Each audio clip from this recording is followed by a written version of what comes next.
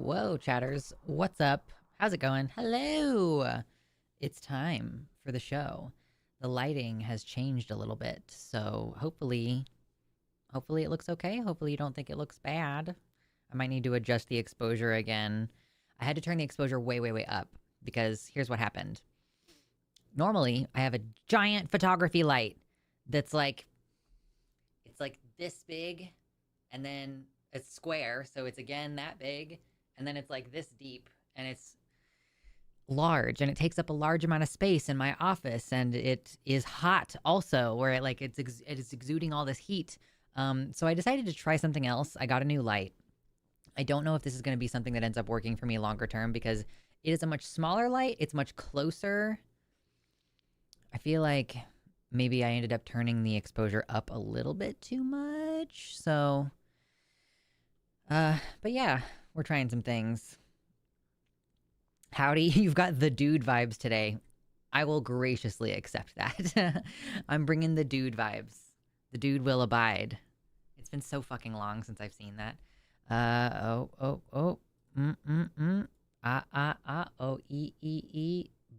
Okay, well, okay, I can see how the audio was been a little bit low.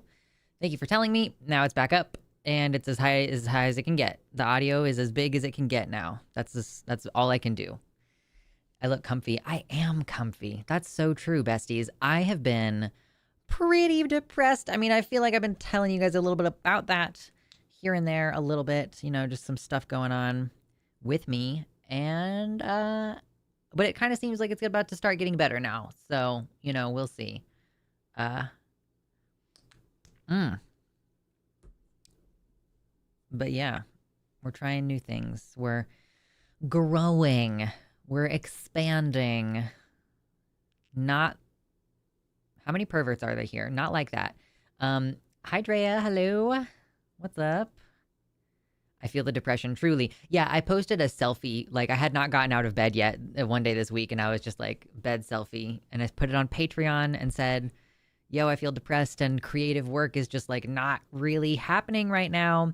And several of you commented. Yeah, I see you, Quantum Chaos. Several of you commented on it going, same, hardcore, me too. Bestie. Yeah, I don't know what my thing is. I've acquired the vocal tick of doing the gay, like, bestie. So, sorry. I'm trying to not do it. Anyhow. I'm definitely a pervert and I'm not fucking sorry. Yeah. It is, it's so interesting. I used to be like hypersexual, and now I'm on a different side of that. And it's kind of sad, and I kind of wish that I wasn't, but we're working on it, you know.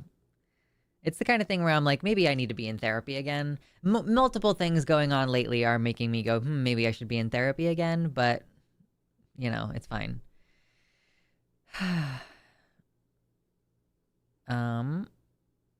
Hi, Byron. What's going on? Yeah. So yes, the title of the stream, Zoran Mamdani, he won the mayoral race, and I'm so excited for him. I'm so excited for the people of New York to hopefully be heard and feel like, you know, their city is affordable for them to be in. You know, that's the thing he ran on. I hope he's able to accomplish it, and everybody's hopes and dreams are accounted for. But interestingly, Rusty, are you new here? I don't know that I've seen... You've got a pride flag kind of thing going on there. Rusty says, socialism is when the people control. Zoran is planning on government central control, not really socialism. My understanding is that socialism is a government model that is basically like what we have now, except without all the unchecked capitalism stuff.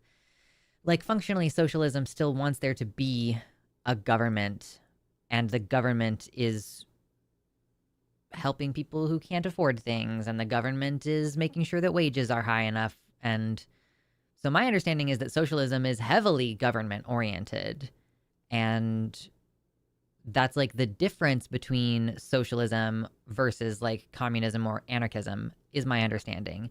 Anarchism would be like the most direct form of like people control what's happening around them.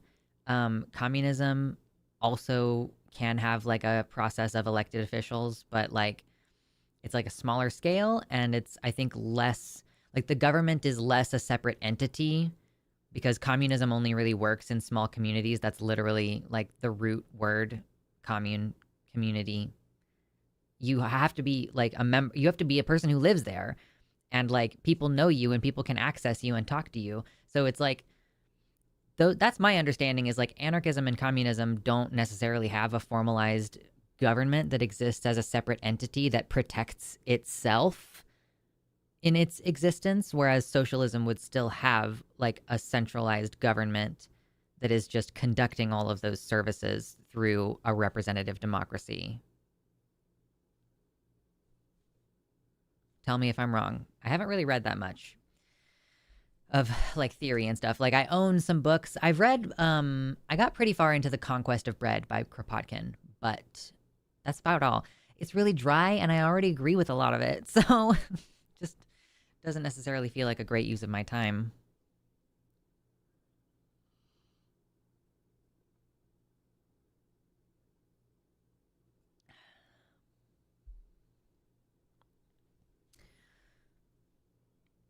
We have a YouTube chatter who says, name is Danielle. I'm trans. Oh, hold on. Noah Darkly Years got a tier 1 subscription. Thank you so much. I appreciate that. First donation of the stream. Enjoy your dicks and other various emojis and stuff. Noah, have fun. I'm just going to put $5 from now because I don't know. It doesn't actually tell me directly on the website whether you got a 3 months or not. Reminder, if we get to $100 in today's stream, I will open the treasure chest, which is definitely not a mimic. It's definitely not. It's definitely not a mimic. So don't worry about it. It definitely doesn't try to eat my hand every single time I open it.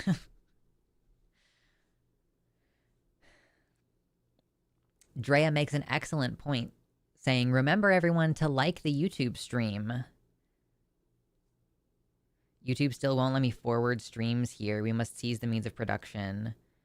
It should be as simple as like I subscribed to your channel and you should be able to forward here. But I don't know if maybe I have to do something more proactive than that. I thought that that's what I had it set to. Anyway, hi Ember, and also thank you for trying.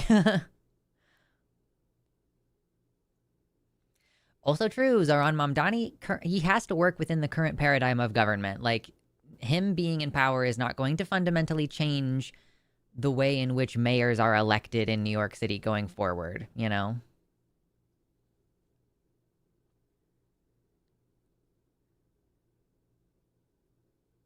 That box is always consuming items that you have to extract at much danger to yourself. You know,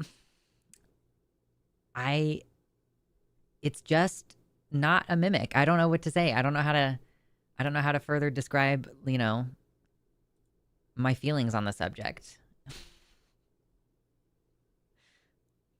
See, be like Trinket. Trinket says, I completely believe it's not a mimic and trust your assurances completely. Thank you. See, exactly. That's the kind of relationship we need to have. There needs to be trust.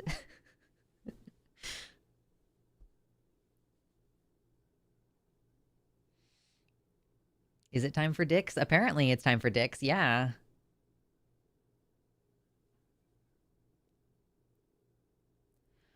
Cliff mentions a couple of elections that I wasn't keeping track of. Someone in Seattle called Katie running, and someone called Fateh lost. I also saw that we had some pretty significant wins in Republican states that, like, Mississippi, there is still, I think, a Republican majority, but there's no longer a Republican supermajority, which I don't know how useful that is because I'm guessing that Mississippi's governor is also probably a Republican. So I'm not sure how much it's going to benefit anybody for there to not be a supermajority, but, you know, it's a win. It's definitely like things shifting. And that's the thing, you know, Mike Johnson in all his wondrous glory going all like, whatever. What we saw last night was that blue cities went blue and blue states went blue. And that's not a surprise, blah, blah, blah, whatever. Don't worry about it. Omar Fateh lost the Minneapolis mayoral race. Okay, cool. Thank you, Mabs, for clarifying. I did not hear about that. I'm only like a little bit on social media, you guys. Like, I mean, I guess I spend a lot of time on social media, but I'm usually like on Facebook, and I'm trying to cut down on the amount of time I spend on there. It's just really hard. Okay, so I was thinking this, like, it's a kind of horrible Ouroboros kind of situation where, you know, I feel like I've been super depressed, and I've been viewing being on my phone as like maladaptive, or maybe even like the cause of the problem. I think that that's like what I was assuming is like, I feel like so bad because of all the news. And like that is true sometimes. But I think also like just things generally in my life not being great, and like I'm falling behind on a lot of forms of self care. Um, and I mean like basic level stuff like y'all are like, "Oh, your hair is great." And I'm like, "Well, good because I haven't washed it in a few days." Like I'm glad that it's still looking okay cuz I guess I just take care of it good enough when I do wash it and everything that it manages to look good. I don't know. I guess it hasn't been that long since I washed my hair, but still, you know what I mean. Uh just basic stuff. So I kind of was, I think, blaming being on social media, but like even when the news dies down, I still feel pretty not great. So, but also, I do think that when life is painful, you reach for distractions and that helps you get through crises. Now, if it's all the time, then that's no longer a crisis, that's your life, as my therapist would have put it.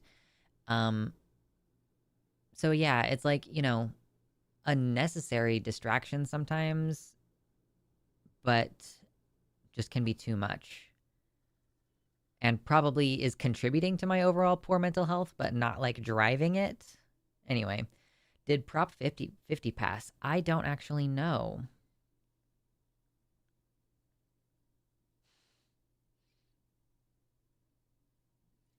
I feel like I keep seeing the name Freeren, and I don't know what that's from.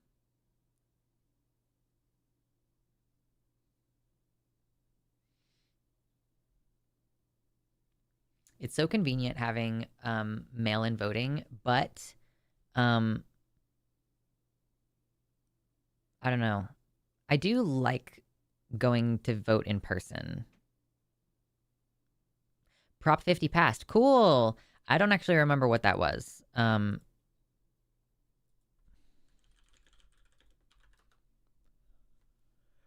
Oh, this is the redistricting. Okay, so they're gonna gerrymander. Cool. Actually, like, I do think that as long as the playing field is dirty, if you're trying to stay clean, like you're basically just not playing. So if the Republicans are gonna gerrymander every single Republican state, I think it's completely fucking fair for California and other blue states to be like, not, we're just going to completely disempower Republicans in our state in the way that Democratic voters are completely disenfranchised in other states. Like, I cannot tell you how demoralizing it is being a Democrat from Kansas, right? There's like never any chance of Kansas going purple, which is stupid because we do have several relatively large cities considering the like overall fairly low population of Kansas compared to bigger states. Um but yeah, like I don't know. I just and I have some amount of sympathy because I know the same thing basically happens in California where there's probably Republicans there who feel like they just don't get represented, and that sucks. And it's like one of the things that I don't like about the electoral college. Like I don't think that I don't think that it's fair that basically only, hold on real quick.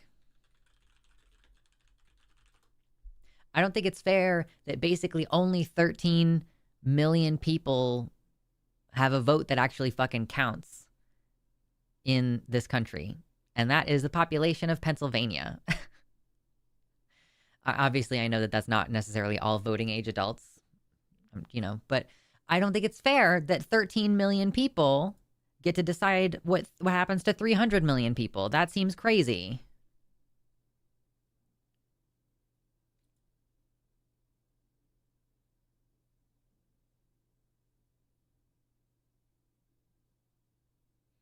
Um, Sorry, Danielle, you were asking a question earlier. You said, I got distracted. I'm so sorry. Where was it earlier? Oh, okay. Danielle was asking, do you have advice for someone who is conservative when it comes to financial policies, but liberal when it comes to social policies? I mean, I would, um, I think that I would examine where those issues coincide with one another because, you know, fiscal policies includes things like how much money are we providing for low income people? If you look at who is low income, like as a trans person, and maybe you haven't changed your username yet on YouTube, Danielle, so maybe you're new about being trans and you haven't updated your name and stuff, but like trans people are more likely than the general population to be underemployed and underhoused. That is not because of any personal choices they make, that's because of discrimination. And those factors are compounded when you add in another factor like race. So if somebody is like a black trans person, they're even more likely to rely on essential services, essential financial services. So, when I think of somebody who's fiscally conservative, I think somebody who's like, I want there to be more barriers in between people and getting the help that they need. Now, you might not say it that way. You might say, like, well, people should prove it that they really need it, or we give out too much money in benefits, like too many people are on disability or whatever. That's what I view as fiscally conservative. Um, I don't know, maybe you would describe it differently. Like, what are some key things about like fiscal conservatism that so anyway, but the thing is that you need to look at the areas where these coincide, right? Is it possible for you to support the most marginalized members of your community, i.e., Black trans women? Is it possible for you to support them in social policies and like the way, okay, well, you want there to be less discrimination. So maybe you support politicians that say they're going to eliminate it or whatever. But if at the same time, you would be willing to vote for a politician who is going to reduce state benefits for the purposes of spending less, like for the purposes of the government spending less money, then like you are materially harming the most vulnerable people in society at that point. And I don't really see how you could consider yourself socially progressive if you are enacting policies that hurt those people directly. Does that kind of make sense? So that's to me why it makes the most sense to like people seem to be the most ideologically consistent within themselves when they are conservative on fiscal policy and social policy, or they are progressive on both areas. Like it genuinely doesn't really make sense to me for somebody to be like, I'm socially liberal but fiscally conservative. Like, I don't know.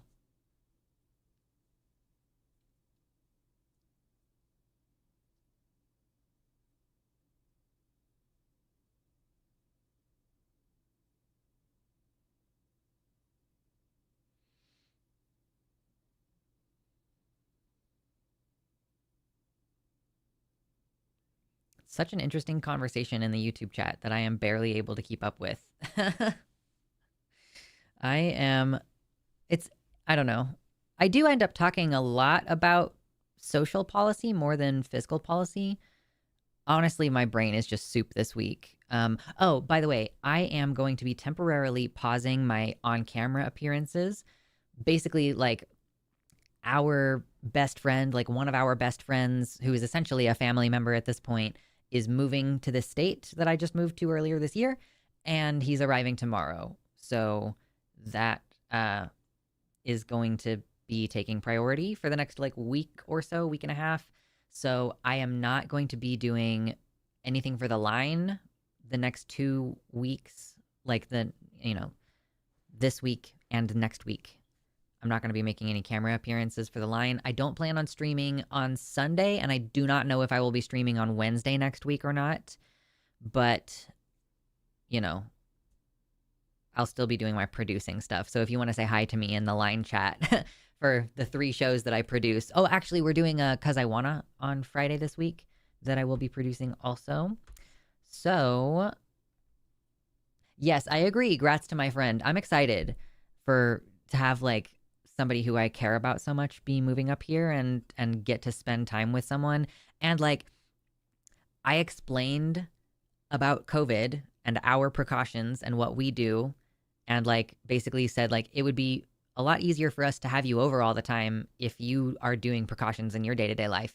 And here's why I advocate for that, even just for your personal health. Like here's the things that COVID can do to you. And he was like, yeah, okay, I'm okay with that. I'm like, oh, okay, great. So for it to be like we're on board and he is going to take precautions, and so like yeah, I'm probably going to still do a couple of little things to keep, myself, in my sense of security. Like yeah, we'll probably have him over without masks at least a few weeks from now, cuz I don't think he has started taking precautions yet.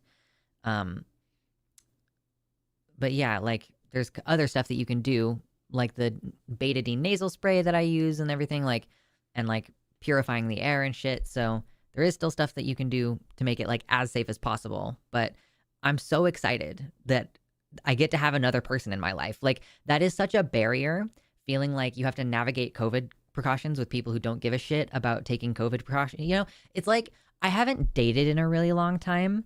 Okay, somebody actually, you people in the chat, there's 50 of you here right now. Thank you so much for hanging out. How many of you have been dating recently, or like your experiences of dating in general? And can you report back about how easy or difficult is it in today's day and age, or when you were actively dating, to get people to take STI tests, to provide those results, or to convince people to use protection in terms of like protecting yourself from STIs and pregnancy and stuff, Because like I view it very similarly. Like, if you could catch HIV from having sex with somebody who hasn't been tested and who maybe doesn't have symptoms, like, and you would take precautions in that situation, then like what difference is it if like COVID, which can damage your immune system in functionally the same way as HIV, and we do not know if we could end up with an epidemic of COVID caused AIDS in 5 years, because HIV doesn't cause AIDS until you've had it for like 10 or 12 years. Has COVID hit America again? Charlotte, it never ends. And like, frankly, I do think in other countries, it's a good idea to independently take a look as well. But other countries are also way better about making sure people are vaccinated. I'm not sure what else it is too. I do feel like globally, like the amount of COVID in the United States is more than what happens in other countries. And I'm not entirely sure why that is, but yeah, like COVID, it's like we have like 4 giant spike waves every year. So we get one when school starts. So right about August, September, when the kids go back to school, we get a big wave. And then usually there's another big wave that starts in like mid-December and continues into January, because fucking no shit, people are traveling and people are doing holidays and they're not masking and they're not purifying the air. Duh. Then there's a low point in February usually, but it's still very active. Like when I say a low point, I don't mean we get anywhere near zero COVID. We don't get anywhere near zero COVID. And then there's another spike around the beginning of April, because like spring break, another big spike there. Then is like it lowers a little bit. And then there's another giant spike around like June, July. And that's every fucking year. Every year, every couple of months. And here's the thing, guys. Your immunity doesn't necessarily transfer over from one to the next. So it's not like, oh, I got sick in December, and so I won't get sick again until next December. You can easily catch COVID every couple of months if it's a different variant or if your immune system is failing. So, yeah, anyway, that's my soapbox for today. We are almost at 69 likes. OMG. But like, is it as difficult to navigate the dating scene and like getting people to use condoms and shit as it is to get people to wear a fucking mask?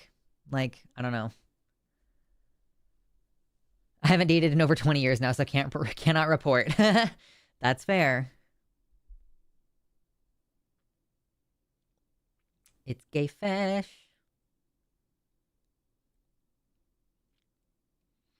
Riff says, I don't know shit about dating anymore. I'm going through a divorce presently and have not thought about it in over a decade. I am so sorry. That sounds really difficult. I don't know how much to comment about what I'm going through personally right now. Things are not heading that same direction at this moment for me, but like I get it. When you're having a hard time with like the person that you're with, it's like it's tough. It's tough. So I'm sorry you're going through that. We've not had one outbreak for over 2 years in Tassie, which is in Oz. Do you mean like you've no recorded cases of it or no major spikes? Like, um, and like, so I will also say, Charlotte, that something that's been going on in the US is less and less and less. Um, oh my gosh, I'm so sorry. I read something and it fucked my brain. Oh, people are reporting. So people are testing for COVID less. People are, reporting COVID less. The hospitals are reporting it less. But you can check wastewater levels where those are still being tested. So, wastewater, like you can basically see because people shed some of the virus through their gastrointestinal system. They poop it out basically. So you can test the sewage and see how much COVID is in the population at a given time. So that can be more reliable. Okay, but Tassie is an island state of an island continent. Wait. Oh, okay. So it's okay, yeah, that would make sense. I mean, if there's relatively little travel and stuff.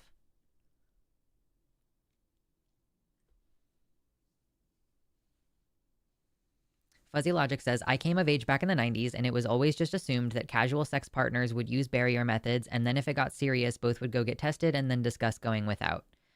Okay, I could see that. On what date are you asking for STI tests?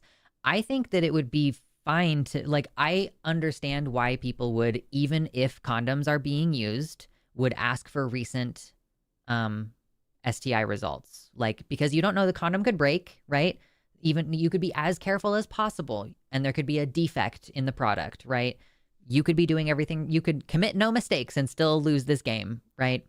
And there could be an accidental exposure. So I understand why people would be like, before we have sex, period. And I think that that's probably the direction that I would go if I were dating at this time, which I don't really need to think about it, except that I just think about it in this context of like, because it feels very similar, where you're negotiating, are we going to use barriers, i.e. condoms, masks? Are we going to use spermicide? Or the equivalent of spermicide would be like a nasal spray that is hostile to, like xylitol can be hostile to viruses and stuff. And the betadine nasal spray can help reduce illness by like reducing the viral presence in your nasal cavities and shit. Yeah, so just like discussing different forms of protection. And, there have been some situations where it's like, okay, you either need to provide proof of a negative test or proof of vaccination to events that I've been to. And yeah, I mean, I feel like that all is reasonable. If like anything even remotely similar to AIDS is on the other side of a given situation, I feel like you should take as close to a 0% chance with that as possible. And that's just my humble opinion.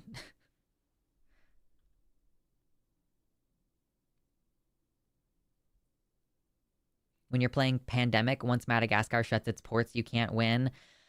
I've never played Pandemic, but similar thing with Plague Inc., which I've played a bunch, and I really enjoyed Plague Inc. I just watched Dawn of the Planet of the Apes last night. Great movie, Gayfesh. I feel like it's just good to watch by itself. I feel like, honestly, it might be one of the greatest movies of all time. It's not like a super complicated movie, Dawn of the Planet of the Apes, but I think it might be one of the best. And the CGI is so fucking good. Did you mean Plague Inc? Maybe. Did you mean the one with the map, the red, and the lines? Because that's Plague Inc.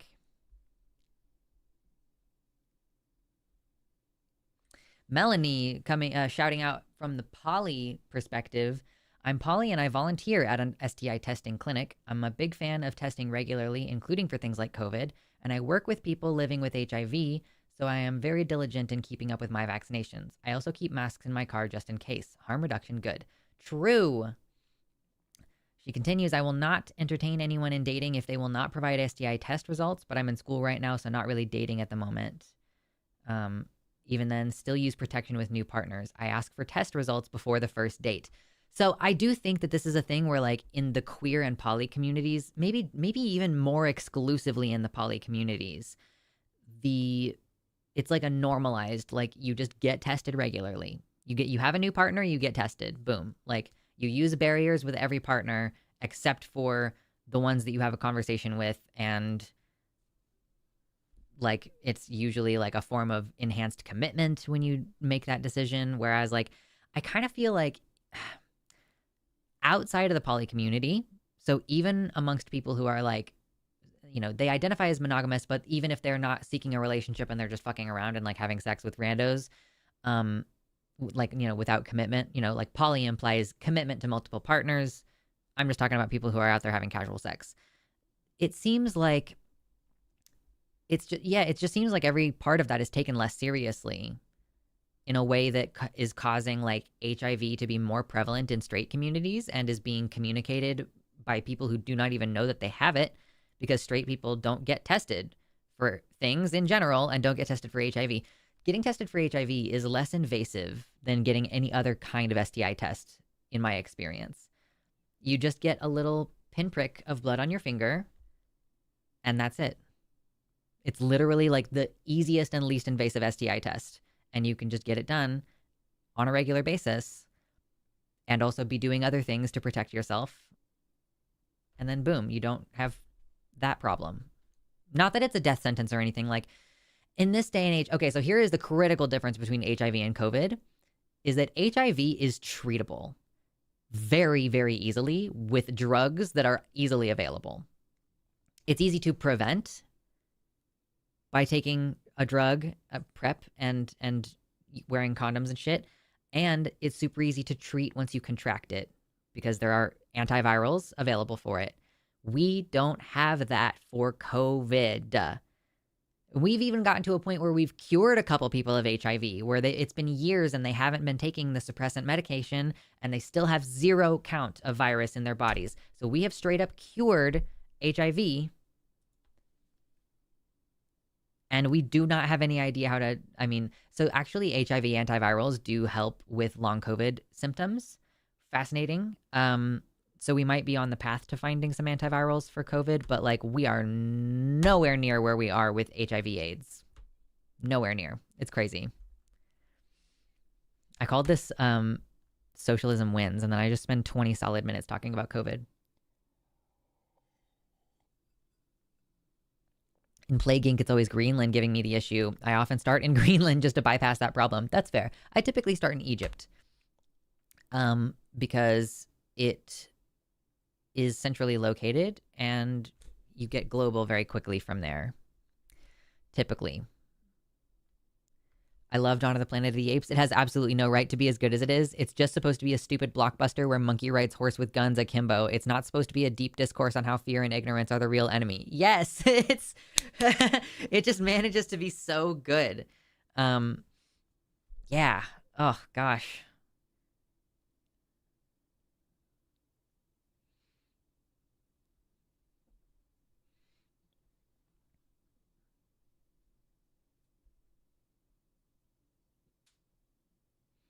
With COVID, we finally have people spending money to research long COVID, which potentially does help those in the CFS/ME community.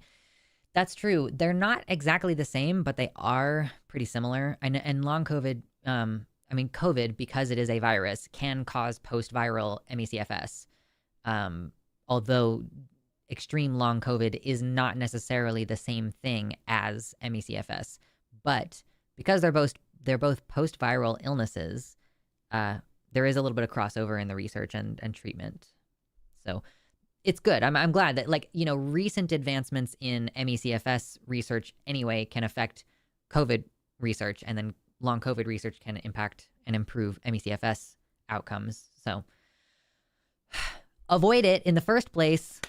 But if you're already stuck with it, then, I'm glad that we're putting more resources toward that. Melanie says, if I remember correctly, 8 people worldwide have been cured of HIV. Most of this has been using stem cells and things like that. That is so cool. Yeah, I completely understand getting excited talking about it. It was a horrific thing that happened to our community, and it is a good thing that we've come so far medically, but it also took us like 50 years to get there, right? Like, let's not miss the fact that we are curing HIV now, but it's been 50 years since Reagan was like, Lamau, don't even bother. And the CDC was like, okay, we're not going to even bother doing any research about this.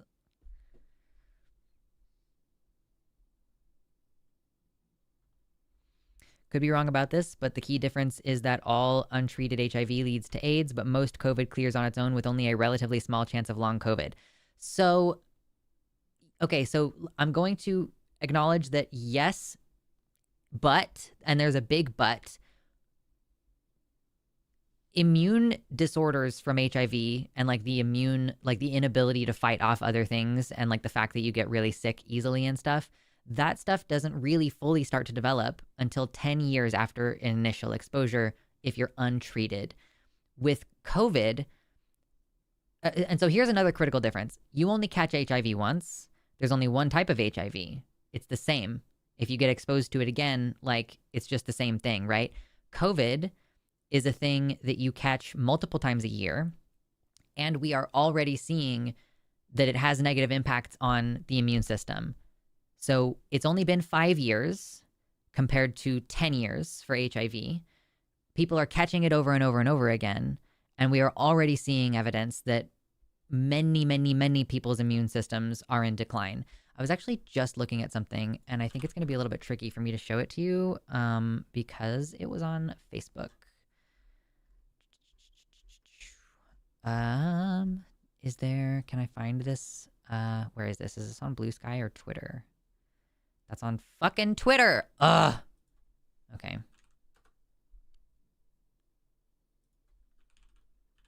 Hold on.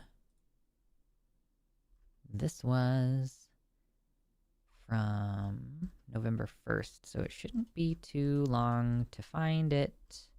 Except that this person retweets a lot of things. Okay, that's November 4th. Now we're at November 3rd.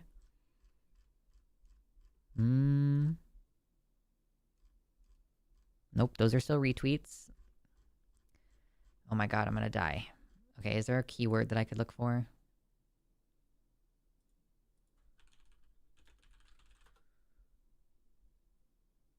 Good, okay. Fucking figured it out. Okay, great. So this is from Turn, who says, I want to do a quick thread about the doubling and more of sickness absence of young doctors. These are graphs with genuine NHS data on them. So I think that this is the UK NHS, I believe. There is no equivalent data set to this here in this country. Oh, okay, so maybe this person is from the US and they're just observing the NHS data. So the NHS is the largest employer in this country. Oh my God, I can't fucking read. So they are in the UK. This database is huge. It represents every single community in the country. The 3 groups that we're looking at are Foundation Year 1s, Foundation Year 2s, and core training, which is the next step. And those are basically like nurses or people who are training to be doctors or something like that. People in their late 20s and early 30s. This is what happened to their sickness and absence rates within the last 6 years. So this is NHS staff overall sickness absence rate per month this is the first years. And the data range is starting in 2019 up to the present day. So we're seeing a clear increase. This is a year 2, clear increase. And this is year 3, clear increase. Now, if you look at the specific reasons they're more sick, increase in gastrointestinal problems across all 3 cohorts. Or across 2 cohorts. Oh, no, wait. This is only looking at F1s. Okay, so this is gastrointestinal issues. This is genitourinary and gynecological problems. This is headache and migraine. These are absences, by the way. This is all data of like people calling out sick from work or calling out sick from their program, and like the stated reason for those absences. So we see up here all data across all groups trending higher on the absences from work metric of that's the level of illness people are at. Asthma, a dramatic increase. Much more dramatic than the other ones that we've been looking at so far. The cold and flu, cough, cold, flu, increase for year twos. This is asthma for year twos. Again, a sharp increase, not a gradual, a sharp increase. Headache and migraine amongst year two, steady incline. Ear, nose, and throat amongst year two. Interesting, such a drop in 2021. And then gastrointestinal problems for year two, steady increase. Genitourinary and gynecological disorders of year two, a sharp increase here, actually. That's not great. Pregnancy-related disorders for year two. This is the number of pregnant people who've called out sick from pregnancy-related disorders in the last 6 years, who are learning and training for the NHS. So this is year three, cold, flu, influenza, headache and migraine for year three. Dental and oral problems for year three, also on an increase. Eye problems, a sharp increase in the middle of this. Not initially, not a gradual increase through the illness, but something that happened around whichever version of COVID started circulating between the end of, during the year 2022, I guess I should say, started causing eye problems, or maybe it was something cumulative. Endocrine and glandular problems, a sharp increase at the beginning of 2023. Gastrointestinal problems on a steady increase for year threes. A sharp increase of nervous system disorders, which is troubling, has since dropped. That's good. Pregnancy-related disorders, again, that's very sad. Have a sharp increase during the year 2023. There's more to this. Midwives with a near doubling of pregnancy-related disorders. Nurses and health visitors with pregnancy-related disorders. So nurses are also experiencing this. Nervous system disorders amongst all doctors on the NHS. That's scary, you know? Yeah, and it's like, this is all, like, again, within the first 5 years. We don't know how much this is going to continue to increase. And, like, yeah, a lot of these are, like, relatively, if you only had a 1% chance of having a heart attack, if you're, Faulty Branch has got a tier 1 subscription. Time to stop riding on gifted subs. Thank you so much, Faulty Branches. I appreciate that. Yes. Power to the people, et cetera, et cetera. Anyway, so yeah, it's an issue that, so if your risk of getting a heart attack was only 1% and it doubled, now your risk of getting a heart attack is 2%. But population wise, those kind of percentage changes result in a statistically significant amount of death, absences from work, damage to the economy. And we do not know what's going to happen going forward. Like, we don't know how bad it's going to be if people are catching COVID, like, even twice a year. If you've had COVID 10 times by now, you're rolling the dice each time on doing long COVID, and it's cumulative damage. So if you are starting to have a less functional immune system and you catch COVID again, you can't fight it off, it does more damage to you. And that's cumulative. So yeah, anyway. I'm surprised that so many people stuck around through that. I feel like a lot of the time COVID is like a losing issue where my stream doesn't necessarily survive it. But hey, 60 people in here. Thanks. I'm gonna try to get off of it now. Thanks, Faulty, for your donation. Let me add that to the stream goal. I'm gonna go ahead and put 10.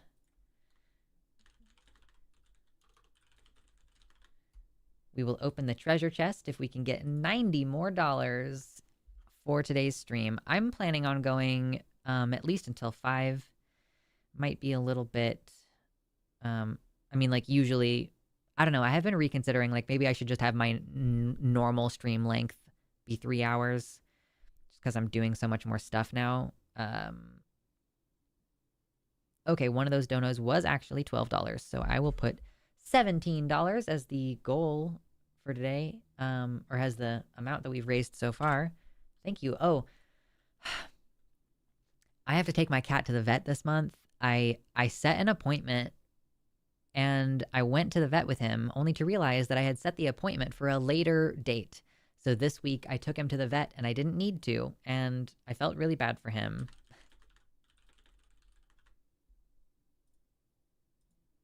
But I have to take him to the vet later. He needs he needs flea treatment, and he also needs to be on some kind of prescription weight loss food or something. So donations will go toward making sure this fat ass, he's right here, he's sleeping in my office chair. Gotta get him some vet treatment. Where did my chat go? Okay, there you are.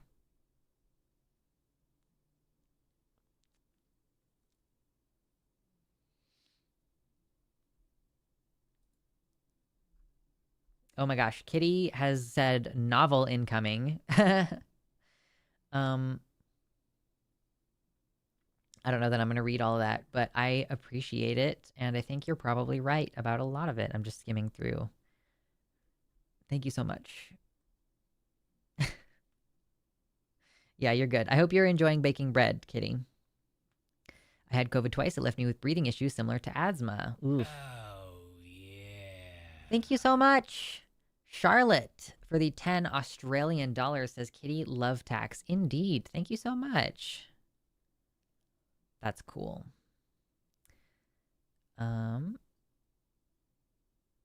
That is, it's close enough to 10 US.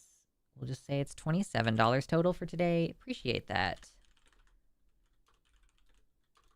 I keep almost just typing chest parentheses mimic instead of parentheses not a mimic, and that's definitely not a Freudian slip of any kind.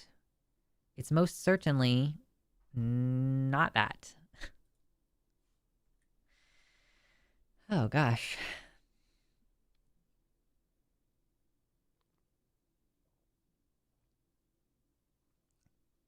It was actually 60 viewers up from 50 when you began the COVID chat.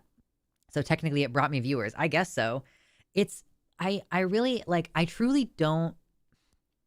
I was recently informed that sometimes I come across really condescending when I am explaining something, or like if I'm approaching a situation where I have more knowledge, and I'm not sure what exactly that is.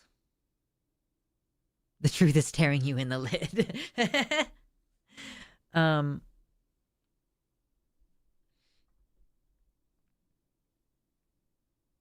Did I already get a super chat earlier? I don't think I did. Oh, I did. Oh, thank you, Charlotte, earlier for the Australian super sticker. Oh, it's I blanked on your super sticker. I'm so sorry. But combined total, okay, your two donations equal about $9.76 according to YouTube's conversion. So I'm just counting that as 10 now altogether.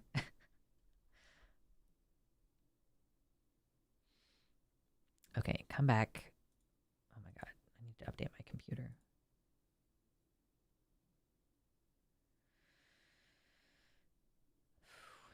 I feel like I was, it occurred to me to start a new subject and then I forgot what I was doing. But that's okay. I don't need this tab about the population of Pennsylvania anymore.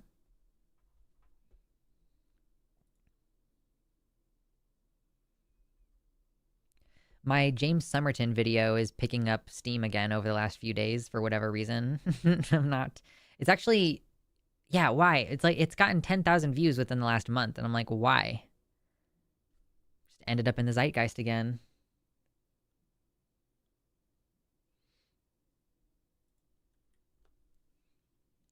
I'm I'm really excited about it being fall. Like, I just continue to be pleased at the fact that fall is its own, like, distinct, unique season that lasts for several weeks at least. Thank you. Was I just talking over that and I just didn't hear it? I feel like I should have heard that. Thank you, Fuzzy Logic, for the $20 dono. Says for the void, indeed. He's asleep in the way where he's like, with his head like upside down. I can't really do it because I will break my body, but you know what he's doing.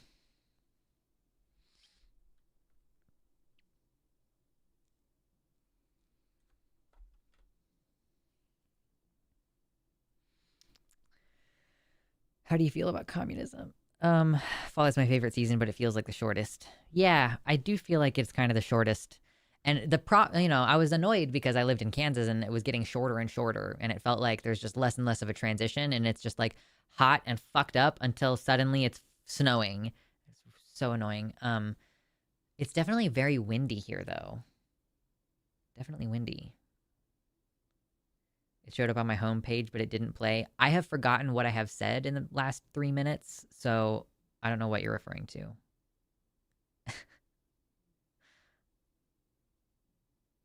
Have a good nap, Trinket. Or bedtime? You're a UK person? Yeah, go to bed. It's nighttime. How do you feel about communism? Okay, I'm gonna be completely real with you. I am only kind of colloquially, don't wake him up, I meant for his vet stuff. Okay, cool.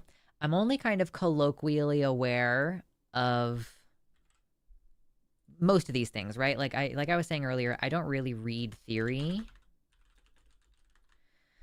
If I am to understand communism as, and this is my understanding of communism, that communism is when small independent communities. Oh, the dono didn't play audio. Oh, that's so weird. I'm so sorry. I don't know why that would be. I'm sorry. I don't know why it didn't happen. Oh, the James Somerton video showed up on my homepage. Okay. So it's the algorithm has picked it up again. Communism. So my understanding is that communism is basically like a small community of people who mostly produce their own goods, or maybe have some limited amount of trade where they produce some goods and trade with neighboring communities.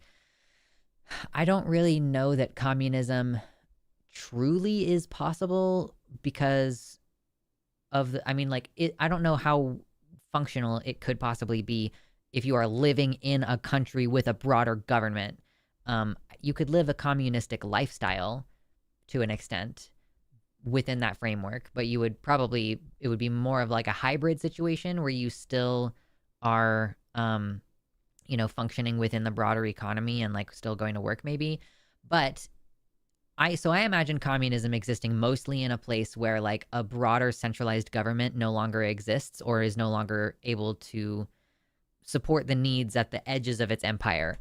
So communism is a coalition of people who live together and have to cooperate and have public ownership over all of their shared resources. And in a managerial sense, probably like some kind of expectation that everybody has some type of labor or other type of contribution that they give to the community. And typically that's going to be like a direct democracy type situation. That's my understanding of communism, and I look forward to doing it when eventually everything goes to shit. I honestly think that kind of, I just don't see how we can maintain these really large decentralized governance systems. It seems like it's kind of going to collapse at a certain point, and we just are going to have to get really good at collective cooperation. And that's kind of what communism is predicated on, collective cooperation. How much are we about to start engaging in communism with this reduction in SNAP benefits? I've seen tons and tons and tons of posts in local groups of people being like, how can I help? and here I'm donating food. Like if anybody wants to come by my house and grab this food, I'm just going to set it on the porch, stuff like that. I mean, that in that case, it was like somebody grew food in their garden. I don't want to be weird. Like seemed like a nice gesture where they were like, hey, here's some food from our garden we just harvested. If anybody wants to come by and pick some up, you can have it. It's free. So yeah, I kind of think that that's like we are already about to start living a communist lifestyle because we won't have a choice to. Literally growing food and giving it away for free. That's communism, is it not? Like, yeah, communism is when you only drink from tiny cups and eat crackers. Exactly.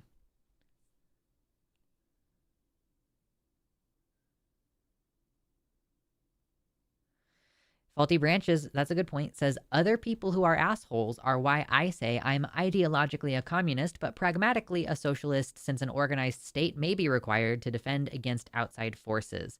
Yeah, that is kind of the big problem. I mean, unless, like literally, I love the TV show The Last of Us because it shows us like in practice and like, being confronted with conflict and like how would a commune be set up? How would a communist society be set up? Like I said, it exists in a post-apocalypse but they have an internal, they have basically a city wall. They have an internal defense system. They have weapons. They are willing and able to defend their territory against raiders and the fucking zombies. Hi, Ben. I had to wait a whole minute before I could harass Lux in this live chat. True. Yeah, I love that minute because sometimes people do come in here and they troll me and they say transphobic things. And I get to sit there and be like, so you really sat there for one whole minute contemplating your decisions and going, yeah, I'm going to harass this person, this absolute stranger who's just hanging out with like people in their chat. And I love using that minute to shame people. So how do you feel, Dr. Ben, that you sat there for a whole minute and you were like, I'm getting ready to harass this person? I jest. But it's great to have you. We're just chilling. We just kind of talk about whatever on my stream. And today it's been COVID mostly. And now it's communism. Isn't that great? Later, Charlotte. Have fun. Good luck out there. I would do it again. I bet you would. I bet. I have to. Oh, you should send me the link. You didn't send me the link to your calendar, Ben, so that I can. There's a show that Ben does where they get drunk and they read Bible passages. And I thought it would be fun to do Job's thing, like the Book of Job thing, because I was in Job's Daughters as a teenager. So yeah, we're gonna schedule that. It's gonna happen at some point.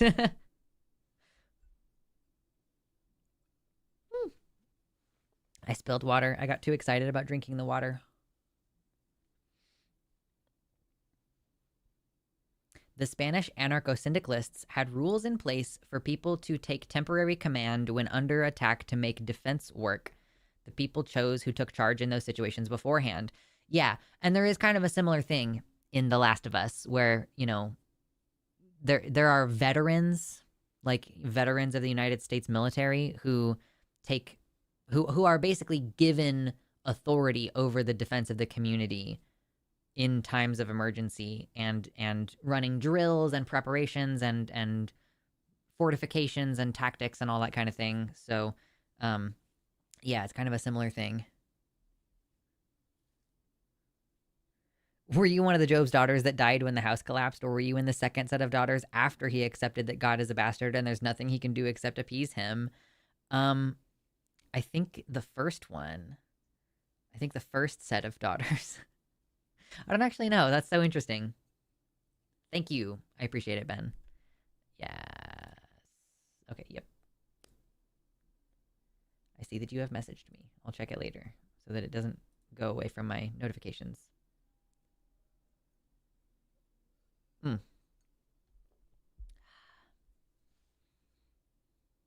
Water is pretty exciting. Yeah, my water is really sour. I have a powder.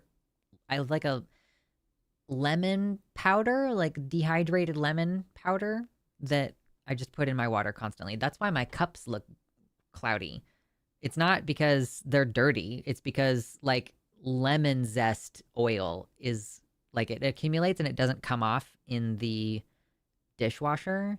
So I have to like scrub it to get it off of there. So if my glass ever looks weird, that's what you can see. Like it's when it's wet at the bottom, it doesn't look like that. The Book of Job was my favorite as a little kid for some reason. Early sadist tendencies. True. Sadist tendencies. Oh gosh.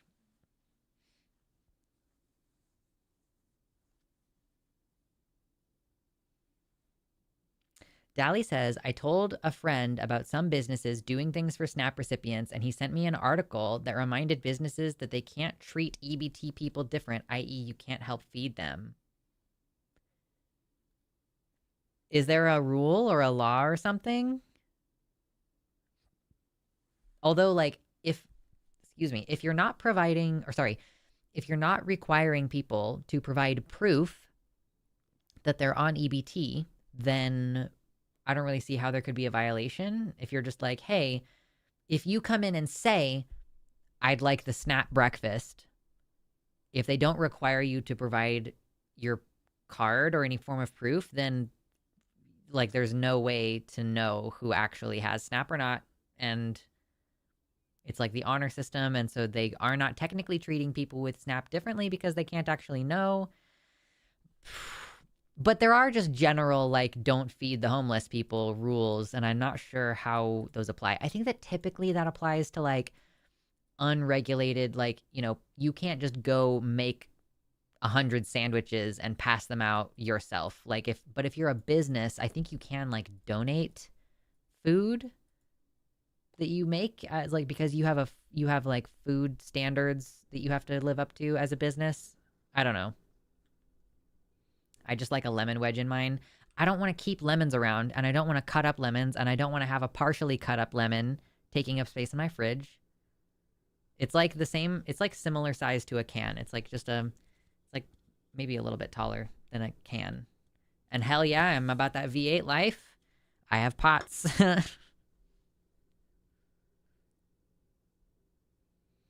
This was originally designed to help people with SNAP, and the GOP is using it for evil. Oh, it was like you are not allowed to discriminate against people with SNAP. But I guess maybe it says something in the wording. Maybe it says like you're not allowed to treat them differently. And if, you know, if they had just if they had just had the fucking balls to say you're not allowed to discriminate against people with SNAP, you're not allowed to deny them service, rather than saying you're not allowed to treat them differently, it wouldn't be able to be misinterpreted this way.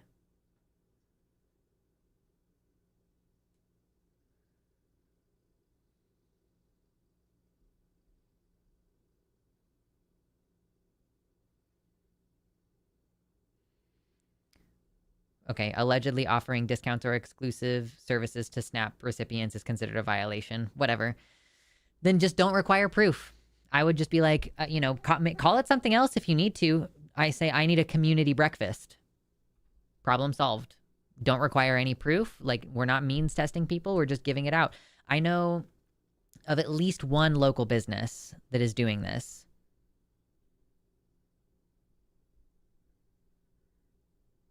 Okay, so it was a SNAP pricing law intended so they couldn't raise prices for SNAP recipients as a and they're now using it to keep them from lowering prices for SNAP recipients. Okay, I just don't know the wording of the law. I'm not familiar with it.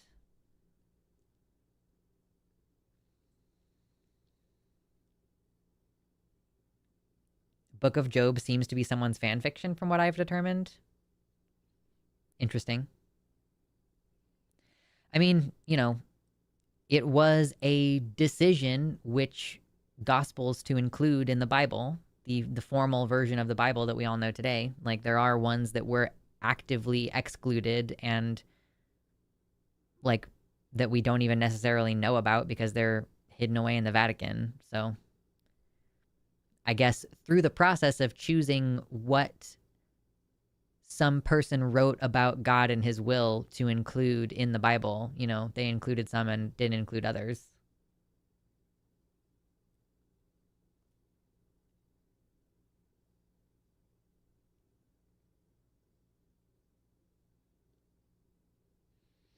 I'm lazy, so I use bottled lemon juice for water flavoring. It's super cheap and lasts basically forever in the fridge. Guys,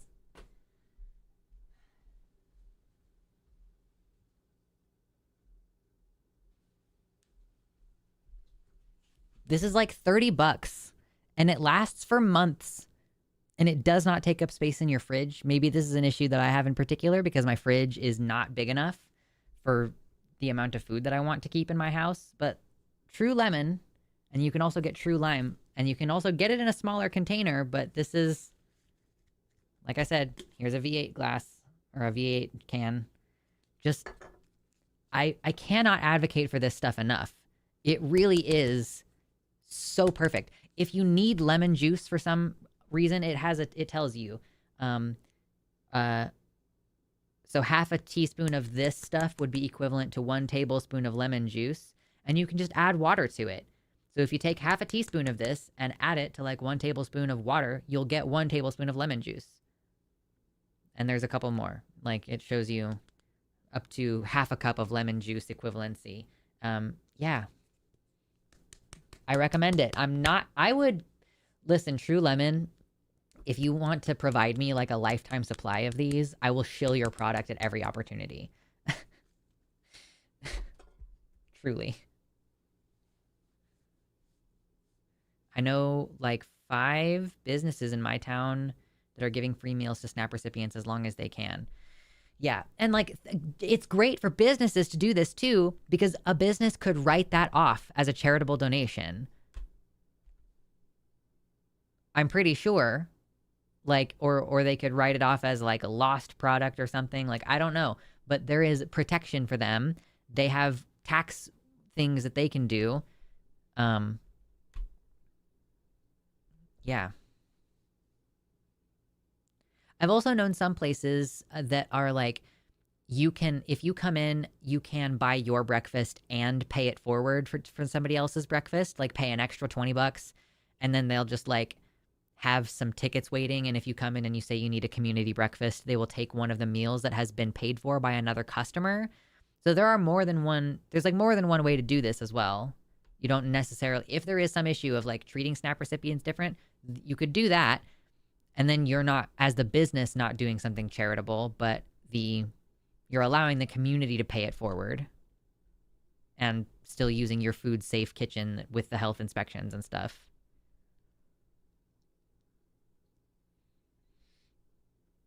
My entire fruit drawer is stuffed with actual citrus.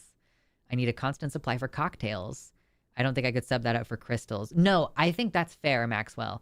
My friend who's moving up here is getting into cocktails the last couple of years.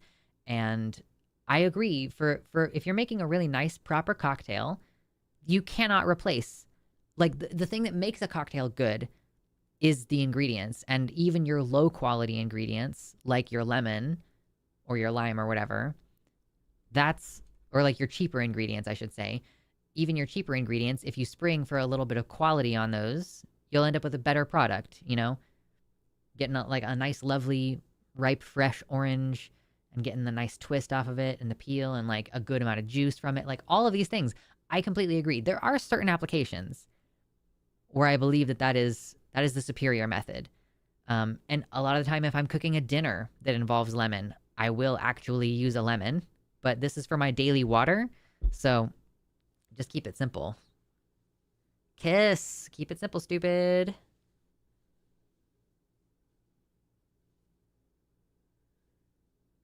But it's like $2 for a bag of fresh, real lemons that keep a couple weeks in the fridge and you can use for cooking. Yeah. So if I buy lemons to cook, but this is, guys, I meal plan though.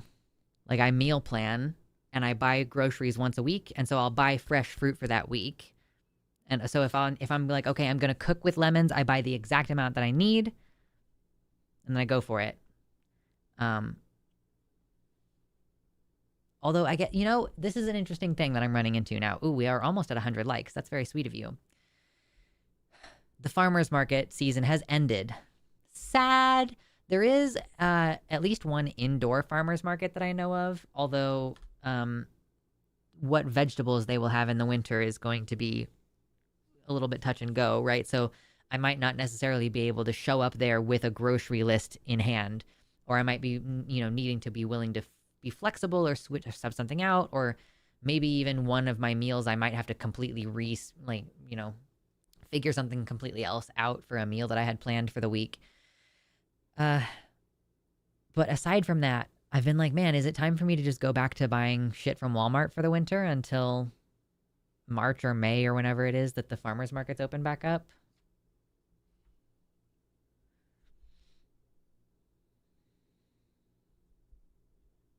$100. Yes. Thank you so much, everybody. I appreciate you.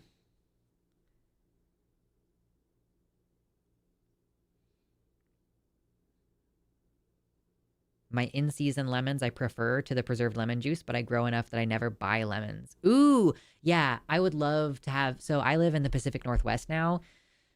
Some tropical things do well here. Like, it's actually shocking to just be driving around a place that I considered, pretty cold, like as an average year round, like especially compared to Kansas. I don't know. It doesn't get as cold in the winter here, though. So that's the whole thing is like it doesn't get as cold in the winter here. And therefore, you'll just be driving around and there are people with full ass palm trees and tropical plants because it doesn't freeze hard here very much in the winter, like a little bit sometimes, but not enough. I think it's like banana plants even that I see people growing. They have a very similar kind of leaf thing and they pop up close to each other in the ground the way that I think banana plants do. Like banana plants are rhizomatic, right? And then they pop up or something quite similar to that. Anyway,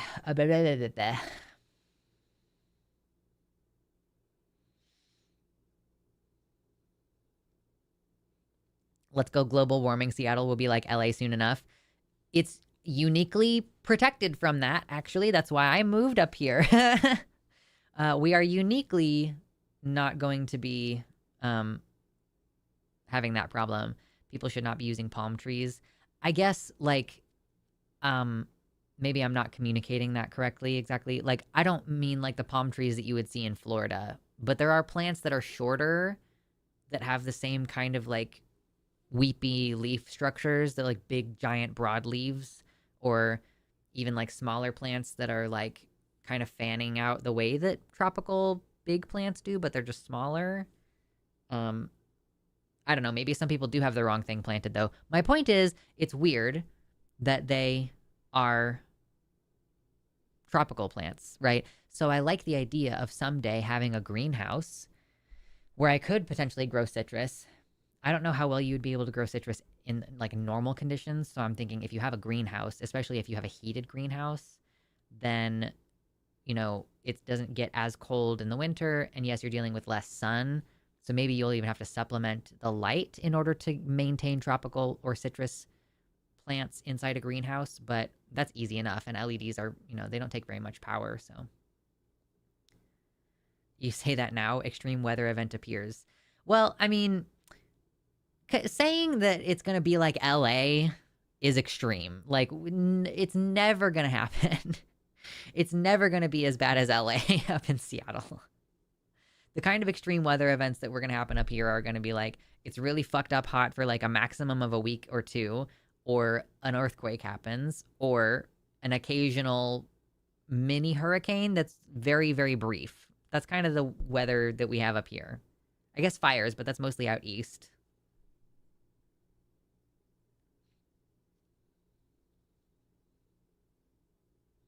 More factions arise. The great citrus war of Wednesday chat. I did see that. Let me click into this. So yes, this is what I have seen going around. A new sign outside the Oval Office. Very live, laugh, love quality of...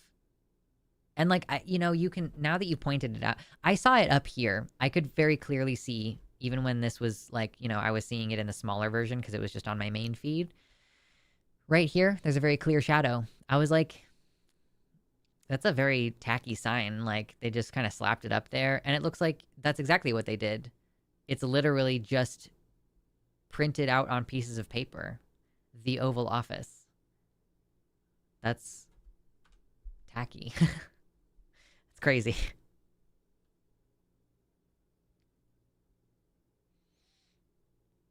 Guys, I'm not saying that it's not hotter in Seattle than it used to be. I'm just saying that it's not physically possible for it to be as hot and dry as it is in LA. Yeah, like, and I know that this summer was relatively mild, is what I hear, but, comparing what it's like in the summertime here to what it's like in the summertime in Kansas, even if it gets to be 90, 100 degrees during the day, it still gets down into the 60s at night. It's significant. And because it starts out in the 60s at night, it doesn't actually hit the hottest part of the day until mid afternoon, at least here in the valley. That's how it works. Maybe it's a little bit different up in Seattle, but yeah, I have found it to be. Now, I do run into the situation where, like, I need to figure out what to do with the AC differently this year because the AC that I was using in my office is way too fucking loud. Like, I legitimately can't deal with it. So we're going to have to figure something else out for this upcoming summer. I'm trying not to stress about it too much. It's like, you know. The sign looks like aggressive compliance. You think that the sign looks like someone was tasked to do it and they didn't want to do it, so they just said, "Hey, fuck you."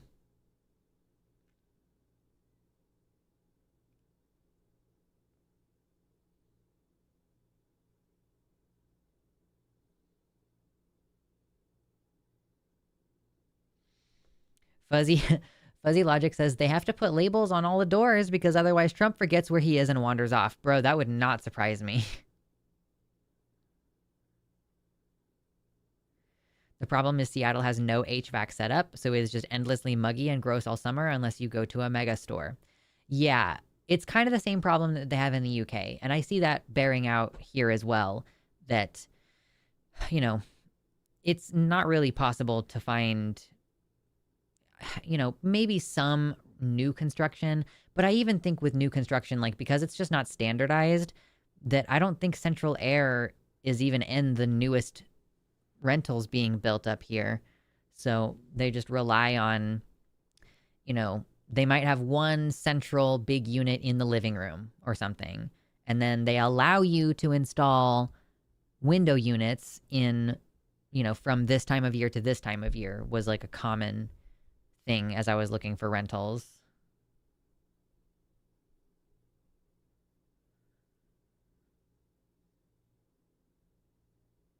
I always hear HVAC from Americans. What does it mean?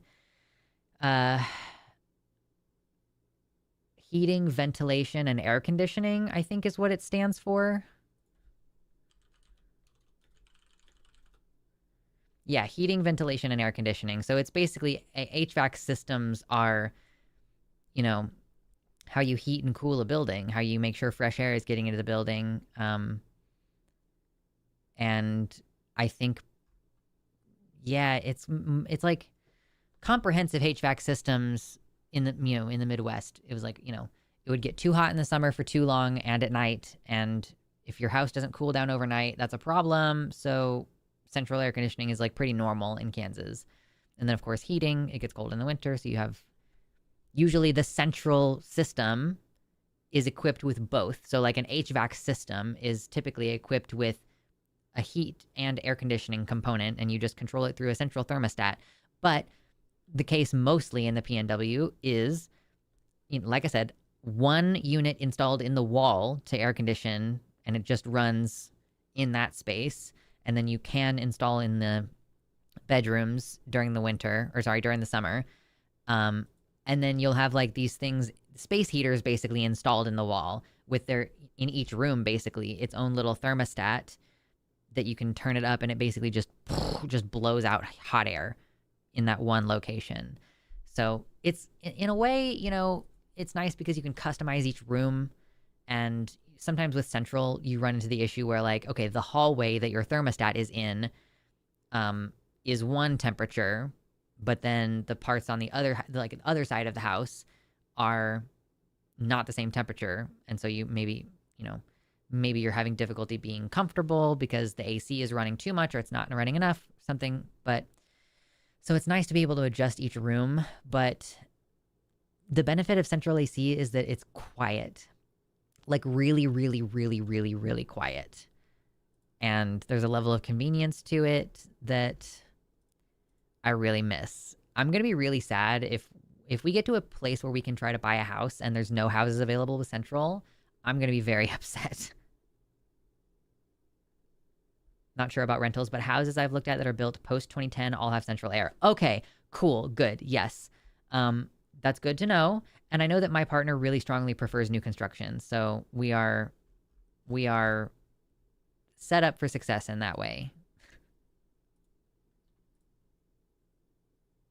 The HV in HVAC stands for huge vacuum. True.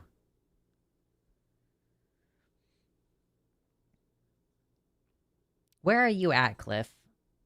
Most people have central here. It gets hot AF here. Heat and cool. Central air is pretty normal. Are you in Spain? Where are you? Or are you down below? Because, like, yeah, I get that. Like, in the UK, I know they run into this issue a lot where shit is not equipped to handle how hot it is outside, and that building burned down partially because of shit like that. People die of heat-related illness in the UK all the time now. Australia. Okay, you're in the down below. Got it. Yeah, of course. The weather is way too extreme down there. Sorry, my brain doesn't work very well. I don't remember shit. You have to keep in mind that all of you guys are just text on a screen to me, and so I have to really, like, commit things to memory in a way that can be quite difficult.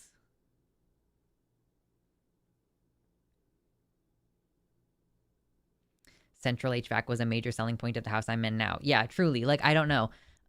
Yeah, Ember says, the issue at my place, the thermostat is in the upstairs, so the downstairs is 35F all summer. Oh, no. Oh, no. Oh, that's awful. Yeah, it's a trip with... Do you not have an attic fan to, like, suck all of the hot air out? Oh, God, that's such a bummer.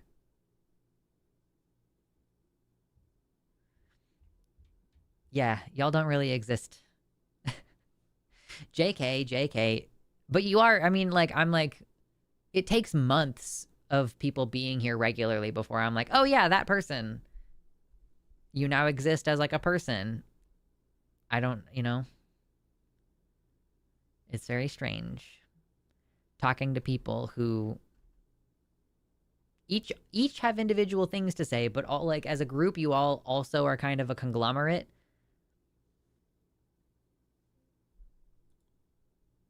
Chat, the conglomerate.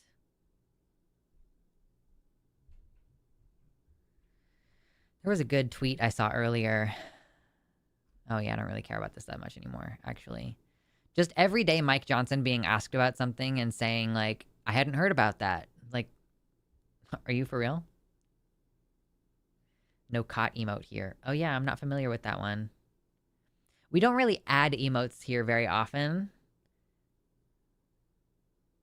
So I basically had, like, whatever was on the Vosh website when I made this website 3 years ago. And then we've only added a few since then. Or I guess all of the Pepe ones, all the Dragon Pepe ones, we added, fairly early on, I suppose. Being seen as text would make me less dysphoric than the alternative. True.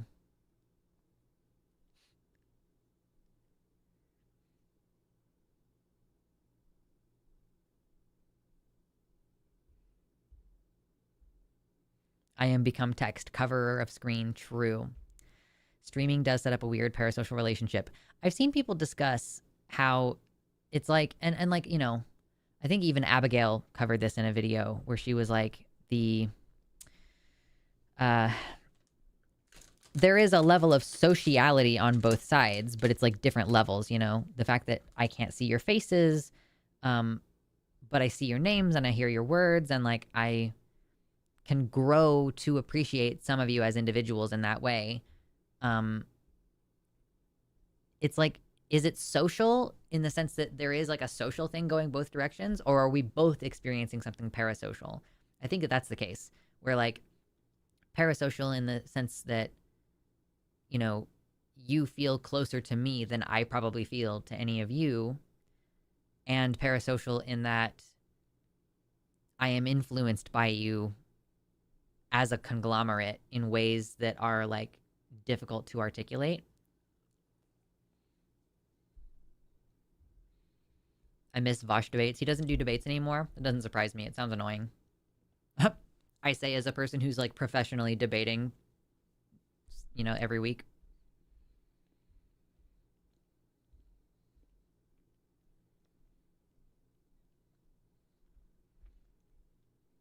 I have a protein cookie.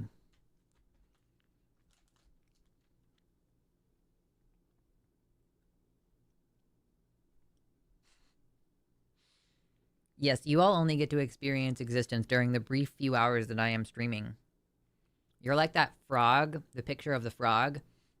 That's like, as soon as you scroll past me, I no longer exist. So, like, I'm scared or something, whatever it is.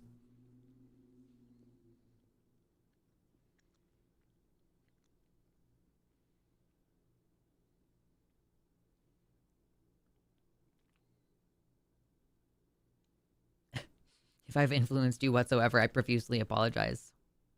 Never.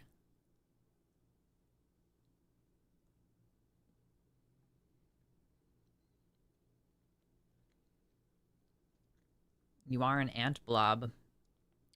You're an ant blob surviving on the surface of the water.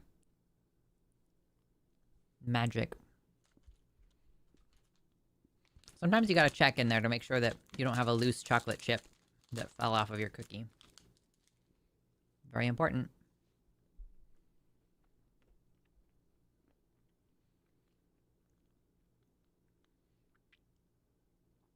So I will say, June brings up the line and how people have to pay to make sure that their comment gets seen by us via the super chat.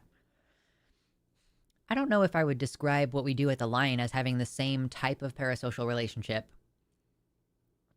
with the viewers as a channel like this one, or even a channel like Philosophy Tube, that where I kind of see the difference is that we don't really speak directly to the viewers. We do speak directly to the caller, and sometimes that caller is a viewer. But throughout the whole thing, like, it is not about your relationship with us. Whereas on this, here on my show, the whole thing is about the relationship between us. Like, I can sit here and talk, like, look, okay, I'm fully capable of sitting here and playing this game and talking about this game and not paying any attention to what is going on with you guys, or like occasionally looking over and commenting on like one or two things that you say, right? I'm fully capable of doing this, but we talk the whole time. And if it does get to a point where the chat is going too fast and I only reliably see the super chats, then that base level of parasociality will develop into something slightly different. But it is still basically about like the interaction between us.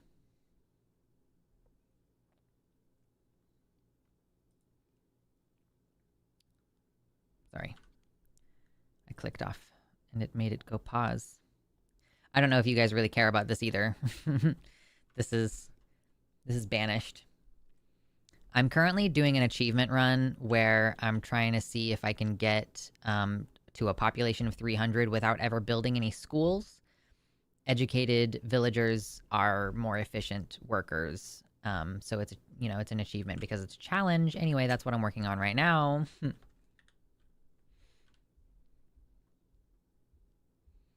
When are you going to upgrade to Manor Lord? What is Manor Lord? Oh, is it a game? Like, well, okay, so I'm playing Banished specifically, like my partner mentioned it, or maybe I started playing it and then he mentioned it. But yeah, I was just like, oh yeah, those 2 achievements that I hadn't gotten yet. And then I found out that because I've transferred computers since the last time I played this game, all of my previous save files were gone. Can I ask you a question about certain non-sexual physical feature of yours, or would it be sensitive regardless? I mean, you have to ask and then we'll find out, won't we? People do comment about my hair and stuff, and I don't care about that, but I'm assuming that you are talking about something else. Anyway, Manor Lord is a better version of Banished. That's fair.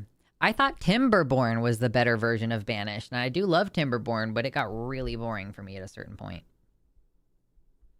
Just took me a minute to come back around. I've just been bouncing back and forth between playing Banished and playing Hollow Knight.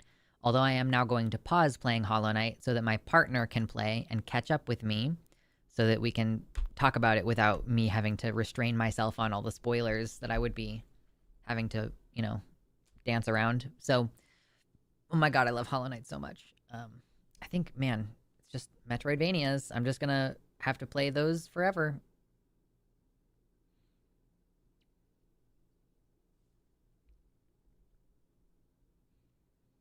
Trump's America kind of game. Manor Lord? Banished like Yu-Gi-Oh! Not this time. Oh, I'm sorry, baby. Did I knock into the chair? I'm sorry. That was an accident. You're a good boy. You a good baby boy? He's a good baby boy.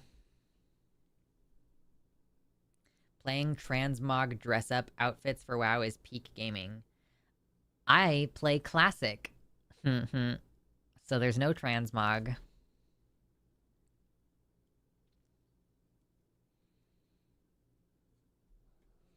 I've been wondering if you at one point broke your nose or if you have a deviated septum. Honey, she's born with it.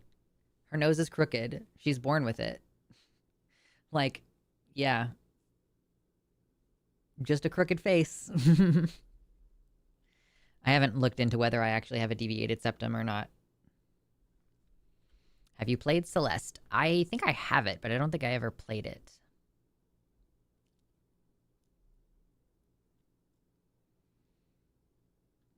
Oh, Banished. Trump's America kind of game. Education makes things take longer. Oh, yeah. Well, yeah. Well, actually, it's kind of it's two things that happen, because if you don't have schools in your Banished game, then villagers become laborers at age 10. But if you have a school, then they become students between the ages of 10 and 18, and then they become laborers. So you're like, you're having to wait longer for every cohort of laborers, but you end up with a more efficient worker. Like, the worker can just do all of its tasks a little bit faster, I think, basically, is how it works. Yeah. Celeste is such a good platformer. Is it a Metroidvania, or is it, like, just a platformer? As someone with a deviated septum, it sucks. Oh, I don't have it in here right now, but so most of the time I buy, those strips that you can put on your face that are like, and they hold your nose open like this. I don't like wearing those. So I found a thing. It's a little plastic tablet thing, or like a plastic, it's got like a weird little funny shape to it, but it basically goes inside your nose and it goes like this and it goes, Mwah. But it like made the inside of my nose sore. So I need to try the bigger size. I bought a small and a medium. I was like, is there just like a reusable, like something reusable that will do this for me? So I have to wear that at night or I can't fucking breathe. It's crazy. No, Celeste is just a platformer. It's challenging but forgiving. It's a lot like Super Meat Boy. Okay, I did play Super Meat Boy. I do know that there's a trans thing in Celeste. I'm familiar with that. I think that's actually why my buddy recommended it to me. Like, that's why I bought it. Have you ever looked into sleep apnea? Nope. Sure haven't. Do not have health insurance to do a sleep study. Also, well, so I bought a new pillow recently. I'm trying to realign my neck posture at night. Okay, to be clear, like, okay, sleep apnea is like you just stop breathing at night. I mean, I'm sitting there going, you can see my nose like sucking in on one side because it feels like dry, but also stuffy all the time. Like it's inflamed constantly or something. Like I can't breathe through my nose. It is very specifically that. So, and like putting the thing on my nose and holding it open and going like, oh, I can breathe all of a sudden. I get the maximum breathing if I put my thumbs in my nose and I go, that's how I can breathe.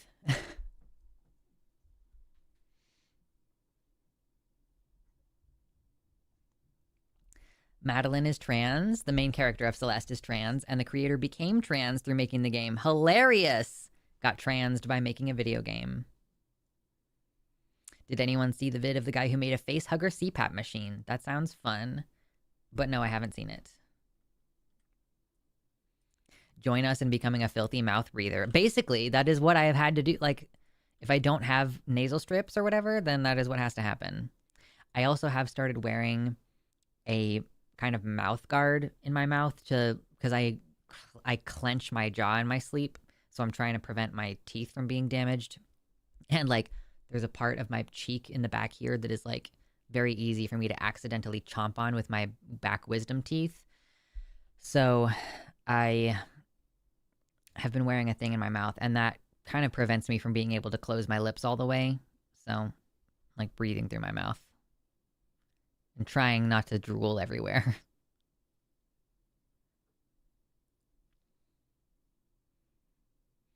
I have also been seeing those, Bradley, the magnet nostril opener thingies on Instagram.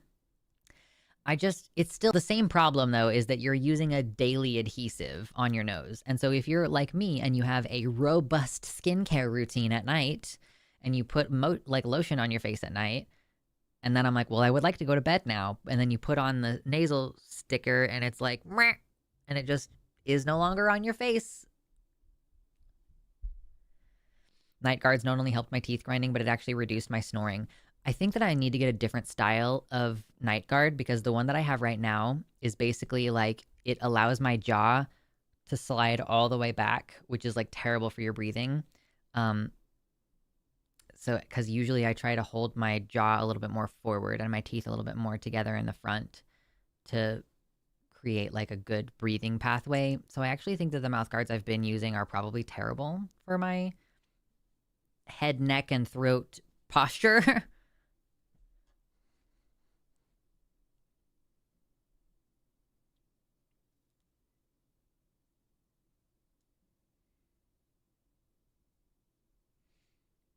I've spent my entire life only having one nostril open at a time. Do not recommend. Yeah, that's basically what I'm dealing with.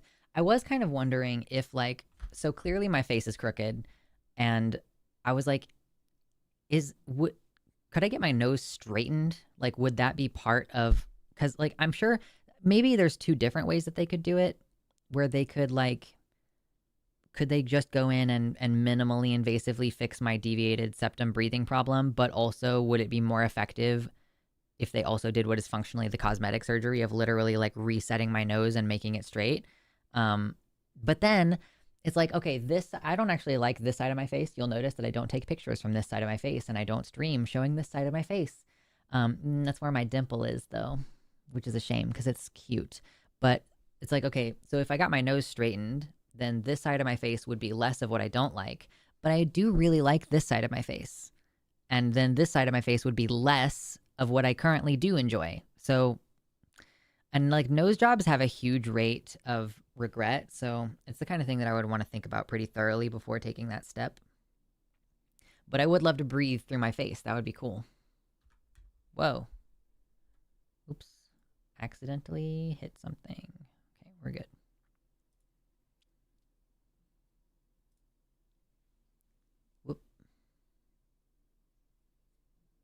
The specialty ones to keep the jaw in position cost so much. Also, yay for technology. 3D scanned mouth for night guard and didn't have to do the whole make a cast with icky molding stuff. So yeah, I might end up having to go for like, yeah, a reusable, like custom made night guard that matches my teeth so that I can have my jaw continue to be aligned the way that it's supposed to, and like keep it in a thing of like I don't know, keep it in a thing of sanitary liquid or something, like dentures, you know? Excuse me. What's the regret rate on facial feminization surgery? I think it's like 0. I don't know for sure though. Has anybody researched into that? I've never needed to research feminization surgery, so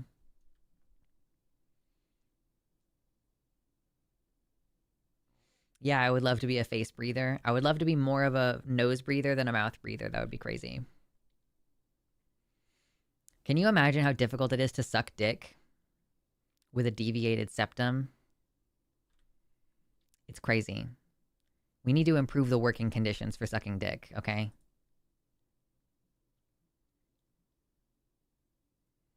The regret rate of FFS is less than 1%, according to Drea, who I assume has looked into it.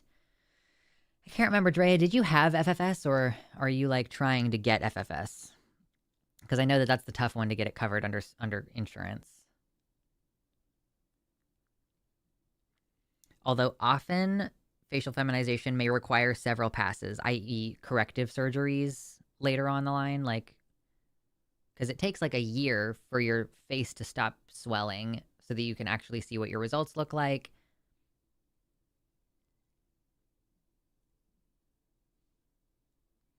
Okay, you did already have FFS. Okay, yeah. So you might like decide that you need a revision.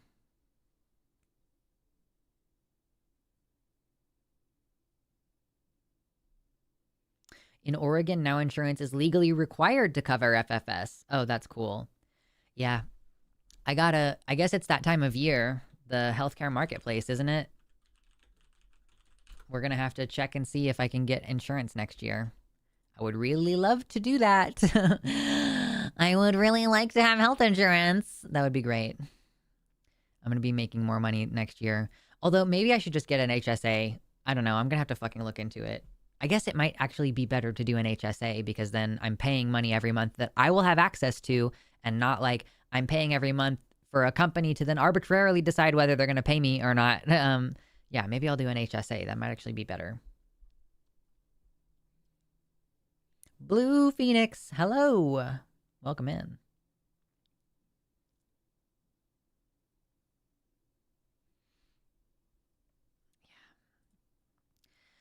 How long has the shutdown been going on now? I guess it started October 1st, and now it's November. Now it's the 5th of November, Guy Fawkes Day. Yeah, wow. It's going on for a really long time. I'm still curious, like, how it's going to happen.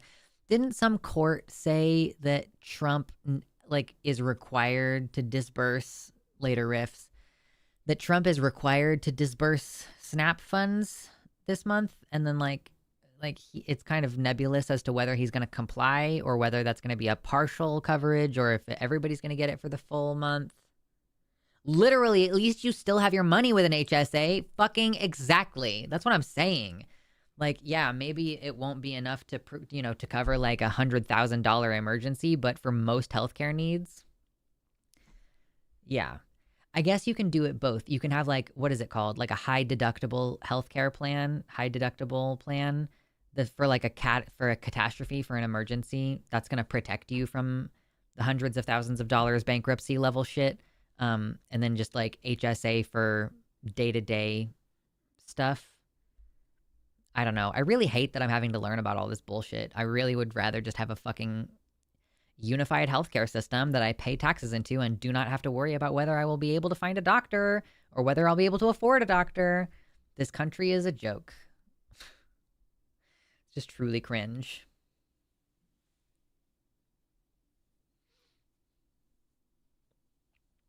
Okay, I'm going to take my little break. I suppose I'll find something for you to listen to while I'm away.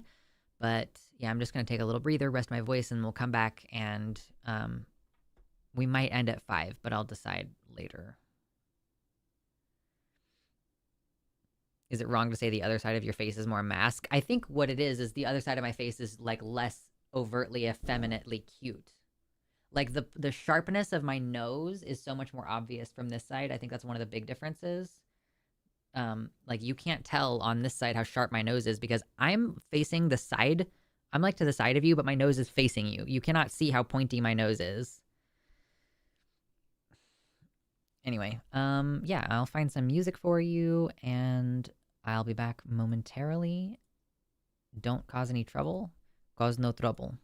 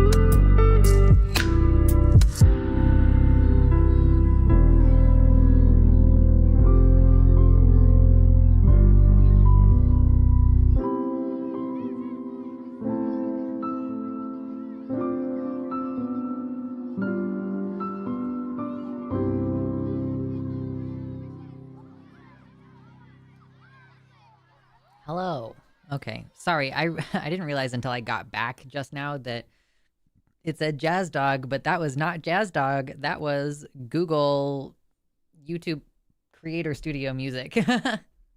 Sorry about that. False advertising for Jazz Dog.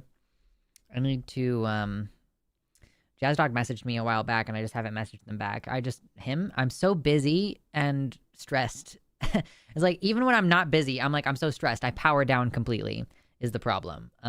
So I feel terrible. I'm not good at getting back to messages.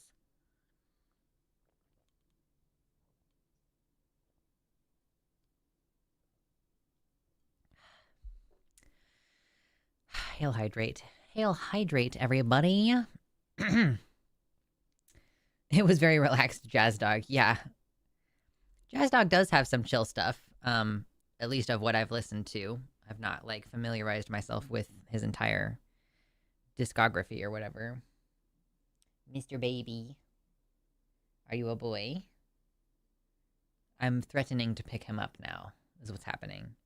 Mr. Baby.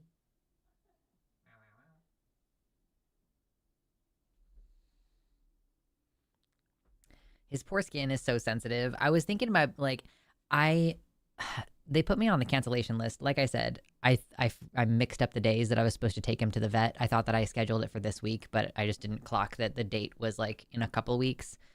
So I have to take him back. But it's like it's like still like 2 or 3 weeks away. And I was like, man, maybe I should go ahead and try to find some what's it called?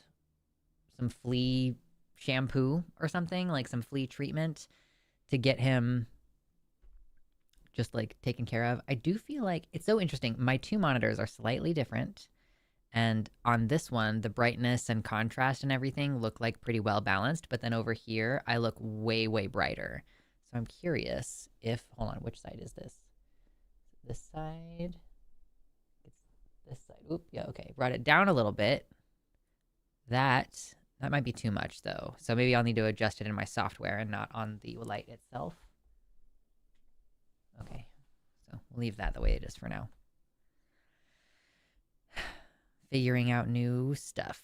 We have 1 hour, perhaps only 1 hour, perhaps more, but at least only 1 hour to get $53 to find out what's in the chest, which is definitely not a mimic. The treasure chest right there. See, there's the handle, there's the latch.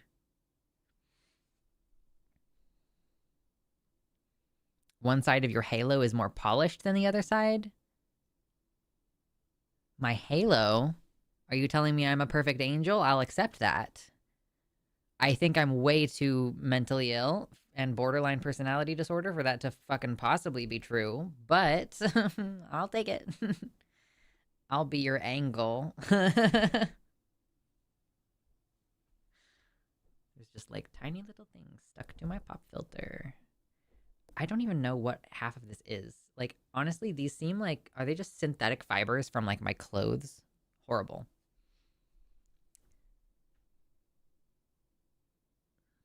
One-winged angel, maybe. Oof. So sad. Shakespeare, hello. Hope things are going well for you. Jazz Dog does all kinds of stuff, but a large bulk is memes and community in-jokes, and I'm so here for it. Yeah, I do love that Jazz Dog, you know, famously, like, has made music for Vosh and now spends a lot of time in Riverboat Jack's community. Oh, by the way, everybody, if you didn't hear, so this week, y'all know Mama Mephistopheles, who is a chat member here. She also is a TikTok creator. She works for a nonprofit in Texas, and she's a political activist, and she's going to be on with Arden this week, tomorrow, actually, because I am not going to be on camera for the next week or so. And so, yeah, tomorrow you'll have Mephi on Takis, and then I don't know what they're doing for calling it now afterwards. Normally I would be on both, but not this time. Next week, even more exciting for some of you who might be a member of her community, Riverboat Jack will be live with Arden next Thursday on the 13th at the normal Takis time of 2 p.m. Central. So, yeah, or I'm pretty sure at the normal time. Maybe they had to adjust the start time. I'm seeming to recall now. But yes, you'll see Riverboat Jack taking calls next week. That's exciting. Any news on Naomi? No. I have not heard anything from Naomi. The last time I heard from her was, I think, October 28th. I tried to get in touch with her 2 days ago, and I did not hear anything. So I'm not sure what's up with that. I'm hoping that something is just wrong with her phone. Her PayPal is still in the announcements page of my Discord server. So if you want to just make sure that she has cash if she needs it right now, I don't know what her situation is. Like, I have no clue. She was staying in a motel and she was getting in touch with her case manager and her therapist. The last I heard, that's what she was supposed to be doing. And I know that she was feeling quite overwhelmed emotionally and just not in a very good emotional space. So I hope that she's just, I hope that maybe she just dropped her phone or something and she's still getting access to the services that she needs. So, yeah, unfortunate that we have not heard anything from her, though. It is definitely of concern.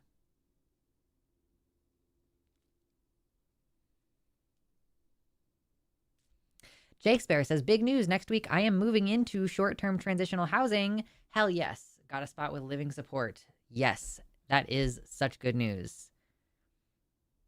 Really glad to hear that for you. Been a long time coming. Will anyone survive Riverboat and Arden? I honestly don't know what RBJ's kind of vibe is. I've only been in her chat like maybe once or twice. And of course, we've done events together, but it was like a group event for Progressive Victory. So we weren't necessarily like having a one-on-one. And we were both maybe like having to moderate our normal energy for the sake of being in a group setting. So I don't know actually what her energy is going to be like on the call-in show. Y'all have to let me know.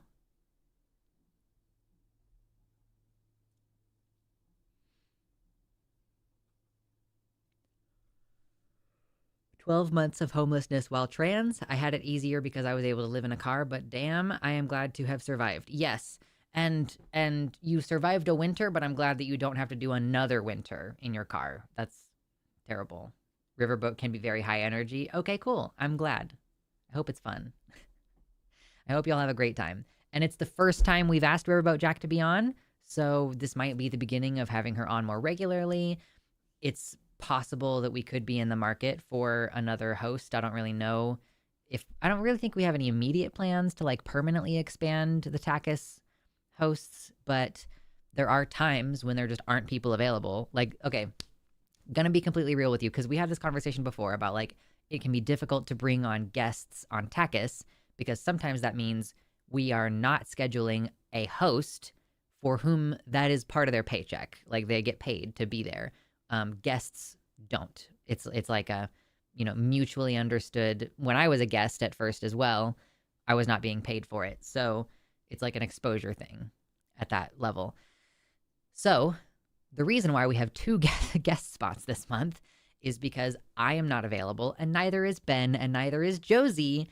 Either of these first two days, first two takuses of November. So yeah, that's why we have guests this month and like I feel grateful that we were able to fill them so fast. I was like, I know Mephi's gonna be like an immediate yes. And I've already been in conversation with Riverboat Jack about it. So I just messaged her again, and then Arden reached out, and they got everything finalized. So I was like, okay, at least I don't feel, because I am making a choice to not work. Like I could work. I'm just choosing. I don't want to be on camera. Basically our best friend who's a member of our family is moving up here, and I want him to be able to be here at any given time that he might need to be. And if I'm producing, I don't care if people are in the living room like talking or if people are or whatever. So I don't care about producing, and I will continue to do that. And I even volunteered to take an extra producing thing on Friday, but I don't want to be on camera because then that limits, my availability and the ability for people to be in my house. Like sound carries in my house, basically, like pretty annoying actually. So if people are laughing and talking and shit and hanging out, then It's going to be a distraction for me, first of all, and also you guys might be able to hear it. I have to call when RJ is on. That's awesome. Yeah. Like I said, it's going to be November 13 on the YouTube channel, The Line, or youtube.com/@QNA line. Q&A line. That's where you can find it. Lots of innuendo from Riverboat Jack. Okay, that's fun. I try to, like, I don't do innuendos very often, or I don't do references to sex very often. I feel like I try to do it pretty tastefully, or at least so that they punch harder. Like earlier when I was talking about like my deviated septum or whatever breathing problem I have, like saying like it's really hard to suck dick with a deviated septum. I'm like, I want that to punch harder because I don't do it very often. And so I want people to be like, whoa, what was that? Like, I don't know. That's my version of sex humor. Later, Andy. Have a good night. Welcome in, Jean. Jean Gent 9287. Hi, I'm new. Welcome in. Thank you for tolerating the minute of not being able to say something in chat. It is a tiny barrier to prevent trolls from getting in here. We could make it longer, but I feel that it's just enough of a deterrent to keep the number of trolls in here relatively minimal. RBJ also tends to rage against the machine. That's fair. Is she more like emotionally animated than I am? Do you think that would be fair to say? Riverboat Jack is like more emotionally animated than I am? Or maybe emotionally animated in a different manner? Because I realize that when I feel like I'm having a really big emotional thing, like it doesn't actually look on the outside as big as I feel it. Like when I'm rewatching calls with even when I'm like calling people a dumbass, which to me feels like a very disrespectful thing to do, I don't really seem as annoyed as I feel. And that's interesting.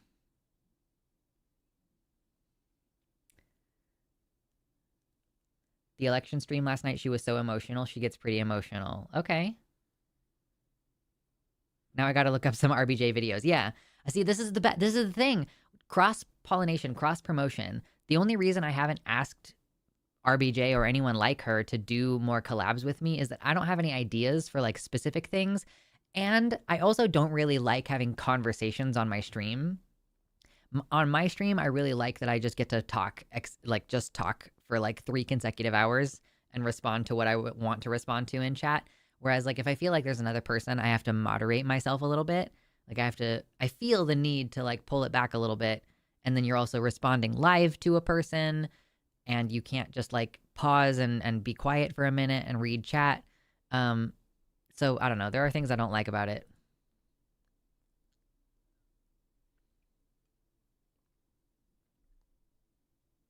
The times I've watched her, she just lets loose when she is faced with bad stuff.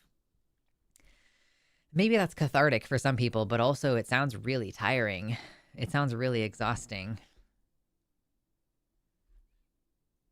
I'm definitely struggling in other areas of my life, but I have to say, since we have stopped being committed to talking about politics for specific portions of the stream, or committing to specifically having to Google and look up anti-trans policies passing every week and all that. So I'm not saying that everything's perfect, but I definitely feel like there is a certain extent to which I do feel better overall in that specific way. And I do think, yeah, I know RBJ, like, she has some, like, I see not infrequently from her, she'll tweet on Blue Sky about like, oh yeah, I'm canceling stream tonight or whatever. And it's like, yeah, you do cancel stream often when you feel like stream is going to be draining. It's like easier for me to show up to stream knowing that it's not going to be horrendously emotionally draining. June says, hell, I found you from The Line, and I found The Line from a binge of Forest videos. So YouTube suggested Sunday show videos. It's the interconnected ecosystem. I would love to do a show with Forrest. I think it would be a lot of fun. Forrest and Javon both, I think would be a lot of fun to do. And I actually do think I might hit up Javon to see if he wants to do something like maybe the 21st or the 28th to see if he wants to do a Cause I Wanna. Or whatever. Like, yeah, I guess Cause I Wanna is the show that we would be doing. Because I just think it would be a lot of fun. And also, I have to say, like, I do still find it really weird that I mostly interact with white people. Like, I'm from a very diverse place, and so it's just weird. And it's, again, there's a lot of reasons for this. It's not the fault of anybody in particular, but it just is kind of annoying to not know very many people of color. Like, I don't have very many friends. Of the close friends that I have, like, at least one is a person of color. Like, she is brown. Can't remember where she's from off the top right this moment. Or not where she's from, but like her lineage off the top right now. But I don't know very many black folks, and I grew up around a lot of black folks in particular. And I really like the community around here because there are a decent number of immigrants who speak Spanish. And I'm like, that's cool. I like that. You know, these are cool people, because I also grew up around a lot of Spanish speaking individuals. But it's like, yeah, that particular thing, like, it's just weird to not have as many people of color around, of the kind of varieties that I'm used to engaging with and seeing in my life and in my working environment too. You know,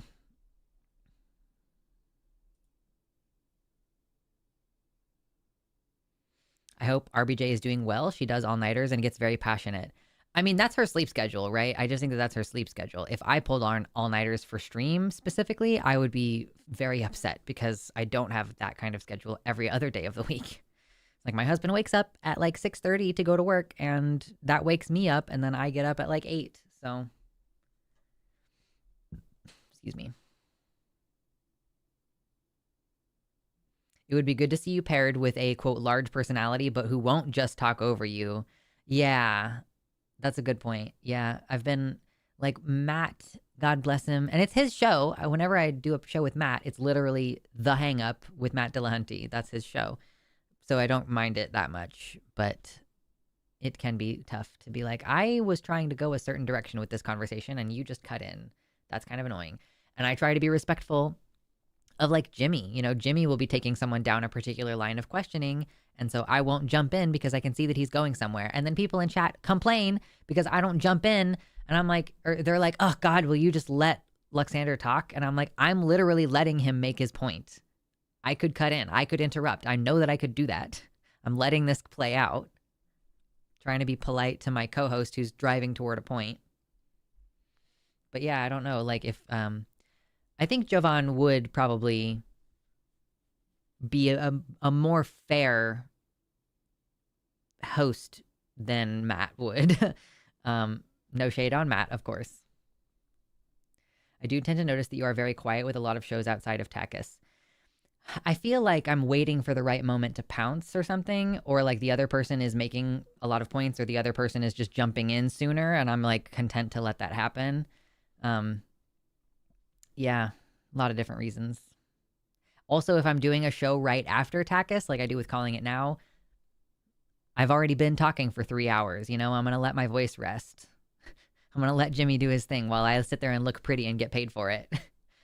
Obviously, that, you know, I'm still jumping in and like making commentary and everything. Like, but it is a little bit easier in that way too, because Jimmy will go on for a while, and I provide value by just like, you know, jumping in at the right time.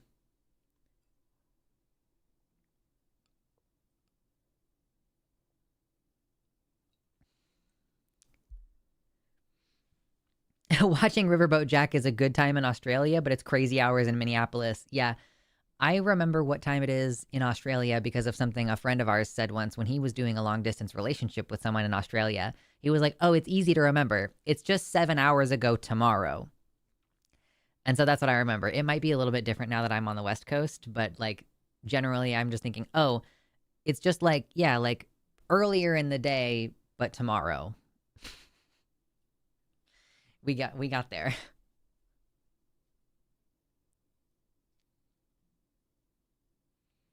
Jack did like 3 streams this week that ended at 5:30 a.m. I don't know how she does it. She usually says, oh shit, I need to get up in 4 hours at the end. Oof. Okay, well, I don't know what she's doing then. I don't co-sign this behavior, but I'm also not criticizing it because she's an adult who can do what she wants. But I wouldn't be functional if I did that. I did do a like stay up until 4 o'clock in the morning thing at some point in the past year or two, and I regretted it massively for the entire rest of the day. To be fair, I did not know then what I knew now about being super on top of my electrolytes and stuff for managing my condition. Like the other day, I had a really bad like palpitations just would not stop happening. Like I had gotten really dehydrated, and I just kind of crashed. That's what this is from. It's like from a couple days ago. I need to get rid of it and recycle it. But I like crushed a V8. I drank several glasses of water, and one of those glasses of water had my electrolyte stuff in it. I ended up feeling a lot better in a much shorter amount of time than usual. We did some floor time. Floor time.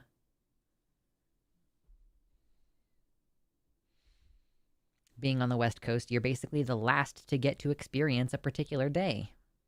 That's also a good way to remember. I'm the last to see the sun set on a particular day.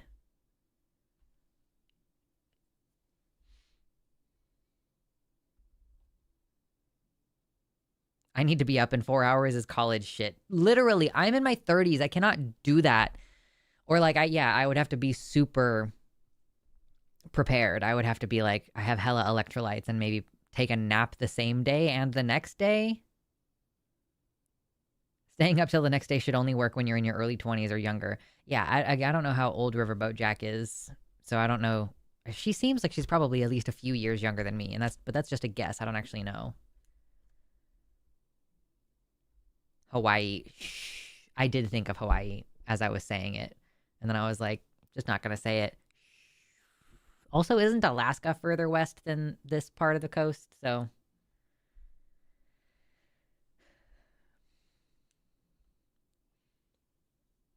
the time is killer. None of my D&D players are in the same time zone.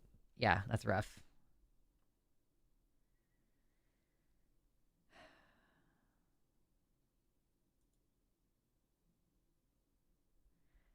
I discovered, maybe I even said this already on, or no, I hadn't really gone in deep when I saw you guys on Sunday. I decided to listen to some Sabrina Carpenter this weekend because every time I'm talking about Chapel Roan, Arden is like, yes, Chapel Roan, and also Sabrina Carpenter. So I was like, I'm going to randomly listen to a few of her songs. And I think I only listened to like 3 songs. And I found Please, Please, Please. Actually, that might have been the first one I started with. But Please, Please, Please is such a great song. And I have listened to it probably dozens of times since Saturday when I first discovered that it existed. It's such a good song. Alaska is so far north that the time of year matters more than the time zone. Fucking true.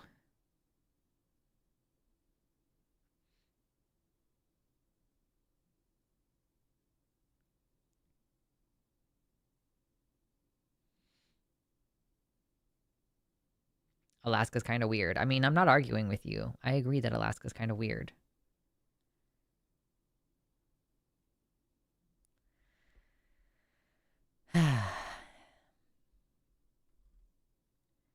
What do we think the Democrats are going to do in response to Mom Donnie's absolutely crushing victory? Like, what do we think? Do we think I think that they're going to continue to do what they have done, which is they're going to continue to condemn him and anyone like him and treat his win like a fluke and not like this should be the future of your party, unless some of these like entrenched Democrat establishment people start to get primaried. Hi, I'm curious. Are you sympathetic with socialism? I'm sympathetic to the idea that society should exist in a way that prioritizes human well-being and minimizes the significance of corporate profit. If that trend takes us in a direction that we call socialism, then yeah.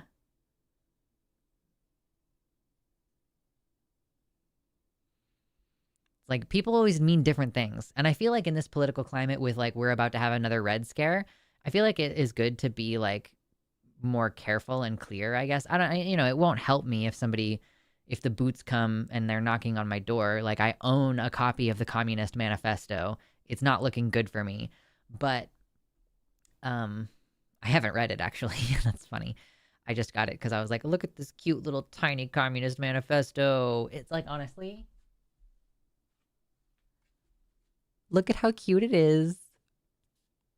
Isn't it so cute? Look at how tiny it is. And like, it's so thin. That's why I got it. I just think the juxtaposition is a little bit funny. Like this, like, strong political ideology that is like, considered to be such a dangerous threat to the way of life in the United States. And then it's an adorable little tiny book. I don't know. I'm amused by things like that. Like, I'm big on juxtaposition. Do you support workers owning the means of production? Yeah, I mean, I think that worker co-ops are a better model. Like, I mean, so, okay, I'm just saying, like, here's what I've seen bear out in our country. A worker co-op is the closest thing to, quote, workers owning the means of production, and worker co-ops are amazing and they perform really well and they're good for the local economy. It's just good for all the workers and everything. So, given what we know about worker co-ops, it seems like a model where the owners are the workers is probably going to be better than having someone at the top who's like siphoning off all of the actual value into their own pockets and depriving their workers of the like proportionate value of their labor. So yeah, generally speaking, those things sound good to me. A red scare is going to be harder in these times. By that, what do you mean? Harder in what way? I'm curious what you mean.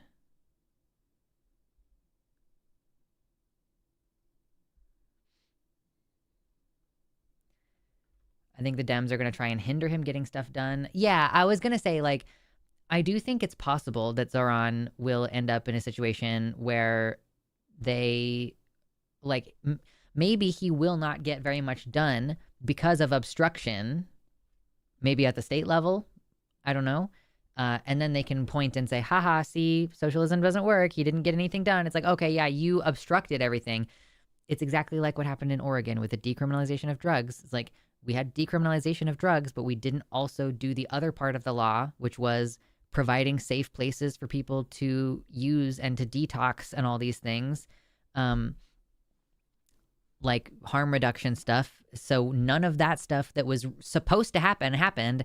And then, you can say, oh, well, look at this. The failure of decriminalization. All it's done is increase the amount of drug users in public. Like, okay.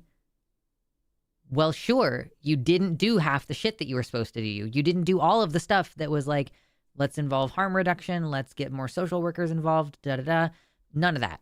So yeah, of course you can point to and say like, well, this policy didn't work. If you don't fucking enforce it, cool, great. So I could see there being a case where Mamdani is, accused of not accomplishing things, but he's facing literal obstruction. I agree, though. I agree, Drea. I think he will not stay quiet if he is being roadblocked in that way. I think he'll be very clear. This person is obstructing the will of the people of New York City.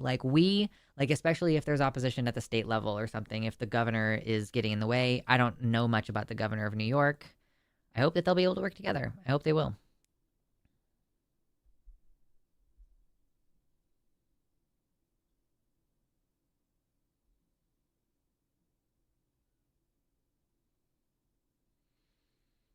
Drea says, if I magically had control over the U.S., I would mandate that every company must be minimum 51% employee owned, like a controlling share to the employees. I agree.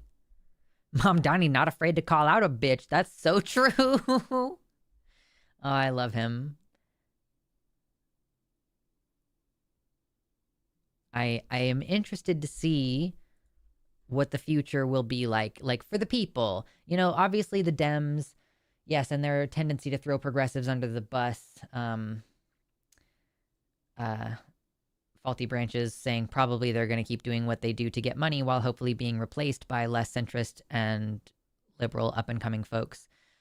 Yeah, I do. Yeah, I hope that this is mobilizing for regular folks to see, like, we can pursue this type of agenda and succeed at a local level. Like, guys, this was a local race. Yes, New York City is big, but this was a municipal race. For it to have gotten this much press is crazy, I feel like, even for New York City. Like, yeah, I like knowing who the mayor of New York City is. Like, why have I known that information ever in the past? Lots of movies are based in New York City and they like to loop in the mayor for those things, or there's lots of references, like, lots of these late night shows take place in New York City, so they talk about things in New York. But yeah, it's just so interesting that a local race has risen to national and potentially even international significance. I'm not sure how much people outside the US are talking about Mamdani, unless they're like online, obviously, and like involved in American politics.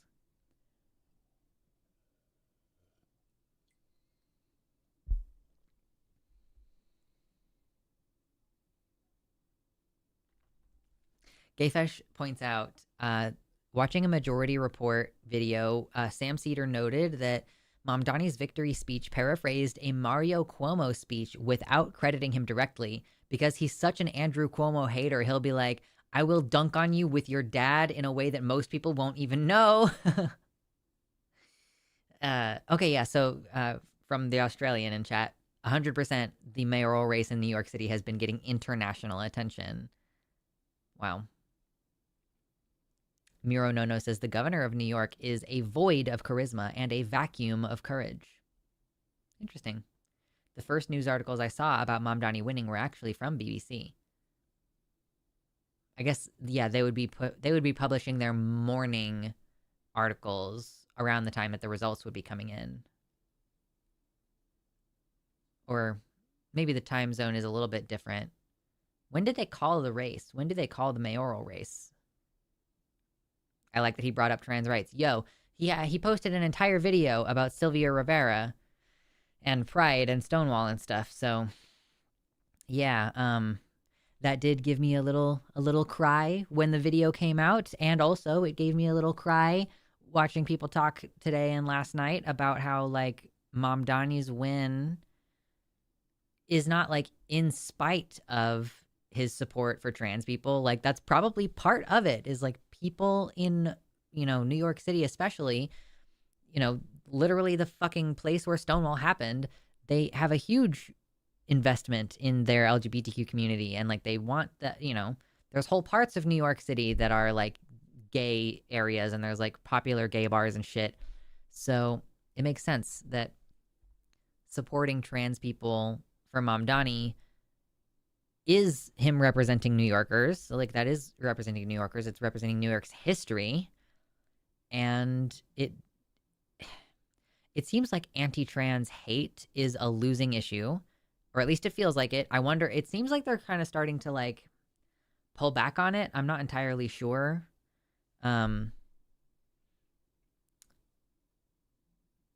I kind of lost what I was saying in the middle of saying it. They called it for Mamdani shortly after polls closed at 9 p.m. Eastern. Okay.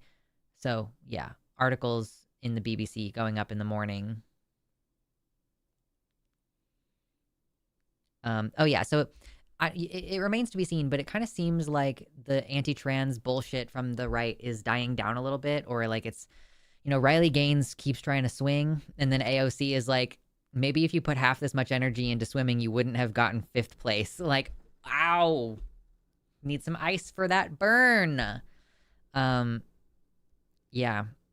So I wonder if they're kind of starting to pull back on it, because it has been the case, and I've made a video over a year ago, I'm pretty sure, about specifically there was a South Carolina race that they were polling people, and the Republican voters are fucking tired of hearing about trans people. And it's Republican politicians who are pushing the narrative about trans people. Democrat politicians, by and large, are like, we hands off on this situation. We don't want to talk about it. So it's just, as far as the public sees, it's the Republicans just aggressively talking about trans people, and Democrats mostly just being like, who cares? Except then you have Mamdani, who's like, I am going to assert that trans people are a necessary and an integral and deserving of protection part of our community. And I hope that that is a signal to Democrats that throwing us under the bus is not only not politically expedient, but also a losing strategy, because I think it is.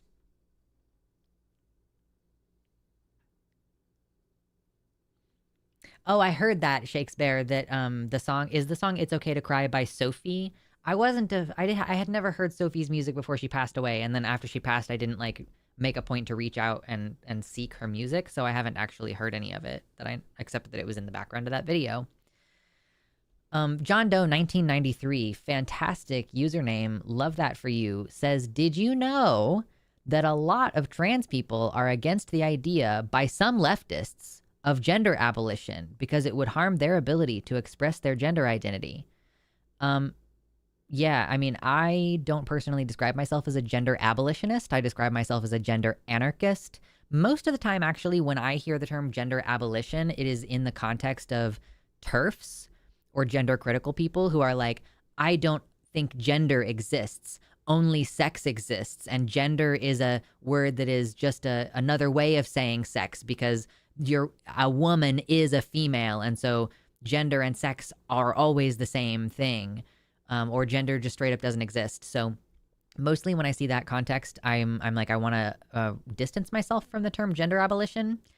And I think that my way of saying like gender anarchy being more like, you can just do whatever the fuck you want, and we should be going toward a society where you can just do whatever the fuck you want. And that's not the same as abolishing it. It's saying, let's take all of the gatekeeping and guardrails off of this. Well, within reason, obviously. If like kids are seeking care, I still think it's a good idea for them to have, comprehensive support from numerous mental health and regular medical professionals. But I like societally, I mean, it should basically be meaningless for that child to change their name and gender pronouns at school. Like, people should just not, they should be able to do it, and people should just not care. And then like making sure that they get the medical care that they need and is appropriate for them or whatever. But yeah, I think that we should take a lot of the barriers out of it and a lot of the bullshit out of it and a lot of the expectations out of it. And I think basically everybody would be happier. Gender liberation, yeah, I could also see that being a useful term in this situation. Of course, like, I like how provocative the term gender anarchy is. I like that it starts with an A, the same that abolition does. But yeah, gender liberation, gender anarchy, those are all accurate terms for like my belief system, because I just think gender abolition is a little sticky.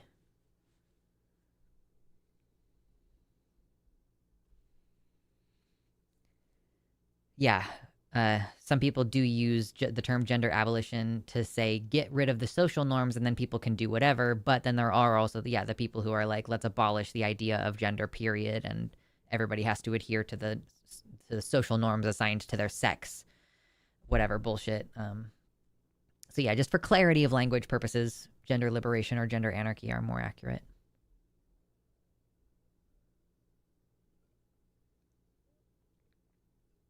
I'm curious, how are trans people affected by the abortion issue? Do you think they are more affected by it compared to cis people, or less affected by it? I mean, it's different. And for trans people, I think it is... Okay. It's terrible for everybody to not have access to abortion, right? No matter what, there's a potential for that to be a life-threatening situation. In no circumstances is it okay. So I'm not going to sit here and say one group has it worse than another on that basic principle. However, I will say that for trans masculine people, so people who can get pregnant but don't identify as women, they're like transitioning to be a man or something, it is hard to access this care. Like, you could be turned away from a gynecologist office because you look like a man. They can, like, it's maybe not legal in all places, but like, how are you gonna, like, are you gonna sue? You're sitting there desperately trying to get health care, like potentially during a medical emergency, which abortions like can be, or like, you have to have an abortion procedure at the end of a miscarriage, or you could go septic, right? So, the procedure of abortion is not just done for elective termination of pregnancy. So it's important to keep that in mind as well. But yeah, the simple fact that there are trans men who have been turned away medically, and most famously, and I'm going to assume that you don't know about this, John Doe, this man, whose name is Robert Eads, E-A-D-S, Robert Eads, he died of ovarian cancer because he went to, oh my gosh, tinnitus. He went to like several different gynecologists who refused to treat his cancer, and he died of metastatic cancer after he did start receiving care eventually, but it was too late by that point and the cancer had moved to other parts of his body. So because that has happened even one time, that is a unique difficulty that trans people have in receiving abortion access or gynecological care in general. So, yeah, I would say obviously it's devastating for everybody involved, but there are unique ways in which trans people are challenged regarding access to abortion, that other groups don't necessarily have to worry about. I want gender to be treated like star signs. If you're into it, that's cool, but you can absolutely just ignore it. True.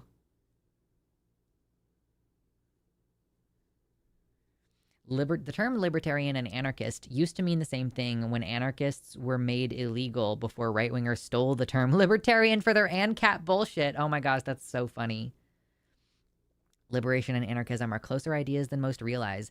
I mean, doesn't Vosh famously call himself a libertarian socialist as a way of saying he's an anarchist? Hello, Mephi. It's good that Mama Mephi has joined us because it gives us yet again another opportunity to plug that tomorrow on Takis, Mama Mephi is going to go live with Arden to take calls, and I will not be there. So, yeah, that's exciting. Ooh. My back has been so sore lately. It's like my back all the way up through my neck. Ugh, I'm getting old. And I'm stressed all the time, so that probably doesn't help. Ugh. Ugh.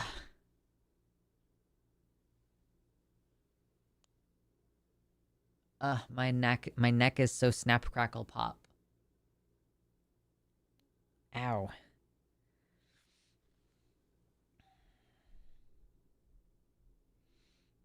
My hair looks crazy today.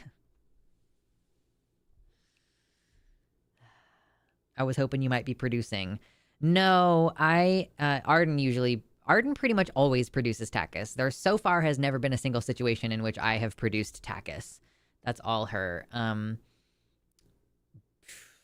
But no, my one of my best friends is moving to Oregon and he's gonna arrive tomorrow. So I'm not gonna work tomorrow.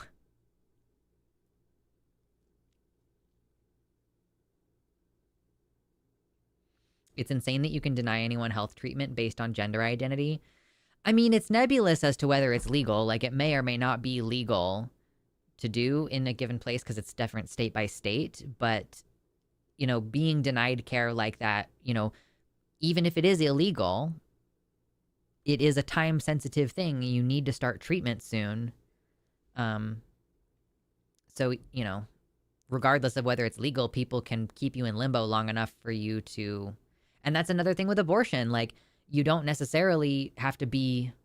you could be illegally denied access until the point at which you can't get a legal abortion anymore. And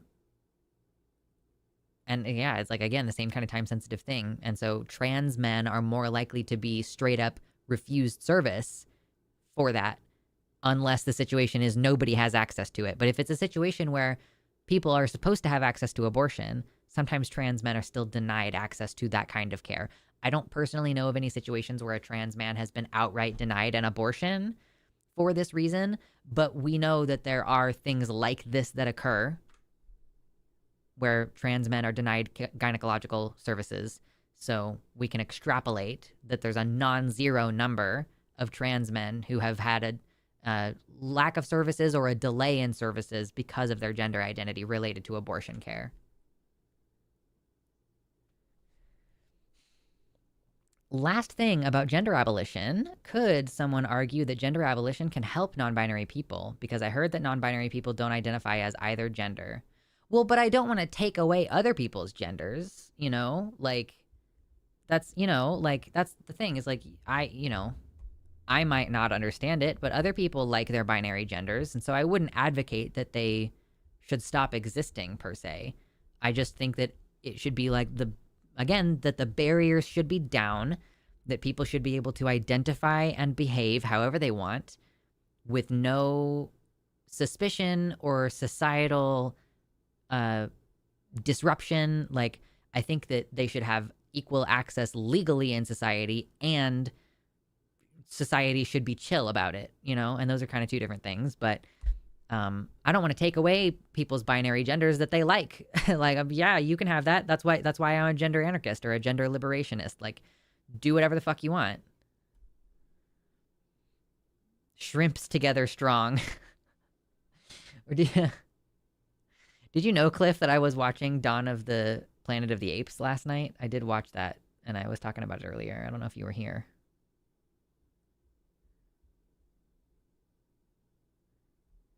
Yeah, my friend is going to be Oregon instead of Oregout. I actually think that he might already be in the state lines. I think he's going to take one more hotel night and show up in our town, or in the town that he's going to live in. I think that he is going to show up there like kind of early in the morning or in the mid-afternoon tomorrow. And I'm going to help him unload some of his stuff while it's still daytime. Dude, it's gotten so dark so fast. It's getting dark so early now. It's like almost 5 o'clock, and it's like, it's not dark outside, but it's definitely like getting dark, which is so strange. Shimps, not shrimps. Shimps together strong. Did I hear correctly that Jack is going to be on Takis? Yes, Riverboat Jack is going to be on Takis next week on the 13th. Tomorrow is Mama Mephi and Arden.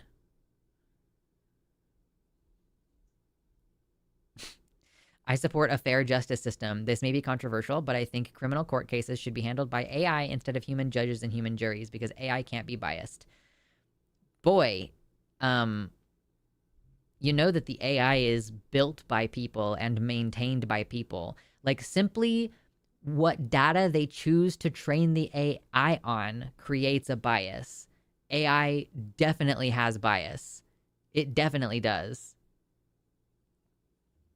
Like, there is no way in which to automate this process. There's no way to do that.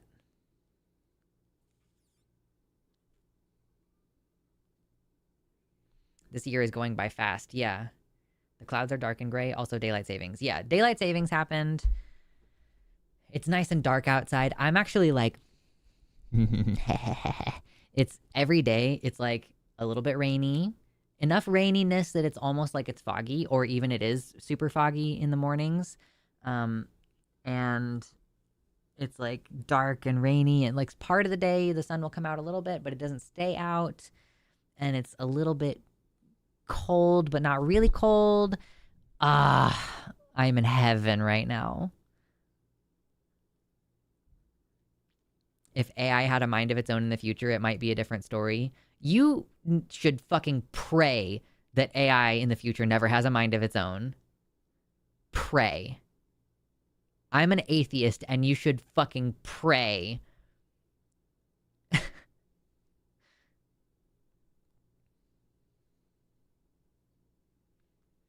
Yeah, let's roll a die to determine legal cases. That's about as useful. I hope you had a good nap, Trinket. It tends to actually be foggy more in the springtime. Winter be drizzly.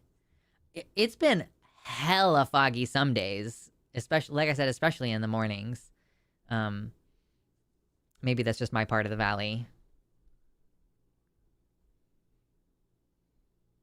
Grok called itself Mecha Hitler. I know. Bradley makes a really excellent point. If an AI is trained on current data on how pain is managed for women based on all previous cases, the black women in future will receive less treatment for pain due to the previous studies that have a systemic bias. Yeah, exactly. Like the presumption that black women feel less pain. Like they don't feel less pain. That's crazy. It's not true. But since a lot of the data is wrong, you're training the AI on incorrect data and it's going to continue to negatively impact patients. Like, okay, well then you're going to continue to prescribe less pain medication to black women, and therefore that is data, that's evidence and data that proves that black women don't experience as much pain because they would be receiving more prescriptions if they were experiencing more pain. Like, you see how that's a problem?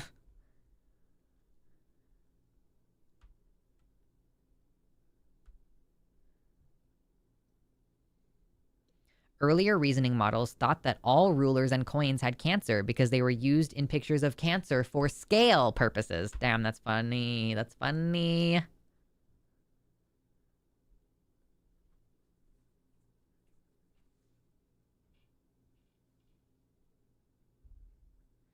If you were forced to choose between criminal cases being handled by AI versus humans, which one would you pick? There is no question. There is absolutely zero question that the answer is I want to be tried by a jury of my peers. Do you have any fucking... Okay, listen, I just want you to imagine for a second the idea of having an AI which is not accountable to anyone determining your future if you are falsely accused of a crime. Are you fucking serious? Versus a jury of my peers, members of my community, people who probably don't know me, but people who like live in the same town that I live in, who understand the context of the actions, who can be persuaded by evidence. In what situation do I want to be tried by a robot with no accountability? That's crazy. And especially with how, like, okay, the results on Google, the AI results on Google, they're getting a little bit better, but they're consistently terrible. Like, they're consistently wrong and bad.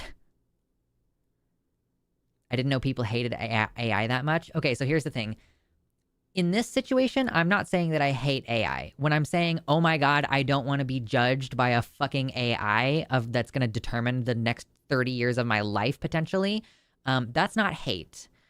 That's a catastrophic failure in a legal system.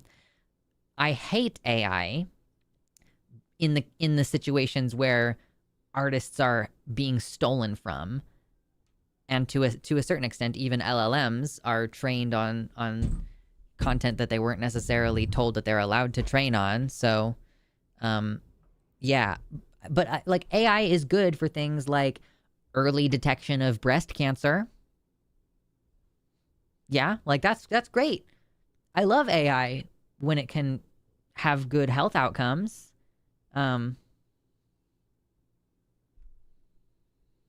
Yeah.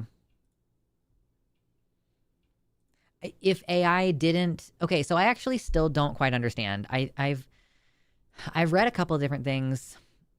When people are talking about like AI capturing water, it's like the only thing that makes sense to me is that like if there's water cooling systems where they're extracting water and then they're retaining it inside the building because it's a part of their water cooling systems. And like that makes sense to me if that is damaging environments where there's already drought. But it shouldn't be an ongoing need. It should only be an initial need. And I'm not saying that it's good, but it should only be an initial thing. Like when a data center first gets built, okay, suddenly there's a loss of water. But it's not like it takes it, it's not like it's permanently, continuously reducing the amount of available fresh water in the environment. I don't think. That wouldn't make sense to me.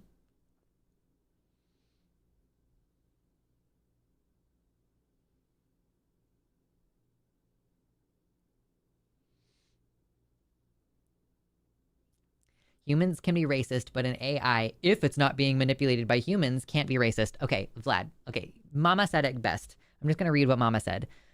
There's a feedback loop of a computer system that tracked crime, so it sent more cops to those areas, so they registered more crime in that area, and then they sent more cops, and then the loop continues. The initial data set of where crimes were occurring came from cops who over policed black folks, like in the situation that we have now, where cops go into black communities looking for crime, and therefore like you have significantly more black people in prison for cannabis use, for example, even though white people use cannabis at about a similar rate, but they're not in jail for it, you know? So it's like the existing data set is already biased. And, you know, it's the same as like a dictatorship, you know, where you're like, oh, if only someone who was benevolent. So if only somebody who was benevolent created the AI and, you know, was able to scrub out all the racism and anti-Semitism from the data that it's been trained on, and tell it to ignore certain data sets, like ignore the data sets that say that black women have a higher pain tolerance because that's not effective. Okay, so like, yeah, you want like the perfect person in charge of everything. Yeah, me too. I also agree that dictatorship is pretty efficient. It's like a super efficient way of ruling because there is no bureaucratic process. You just make decisions and you can enforce those decisions immediately, right? Like, I'm not ignoring that a dictatorship would be an efficient way of governing, and I'm not ignoring that having a benevolent person running all the AI would not result in like good AI results, right? But the fact is that we don't have that. And then you have to have some human element of choosing what data to include or not include and curating it. Otherwise, it'll spin out of control. So like, yeah, it's all subject to human judgment no matter what you do. Literally, what data to include on the AI is a matter of human judgment, human bias. So it's not possible for an AI to escape those things.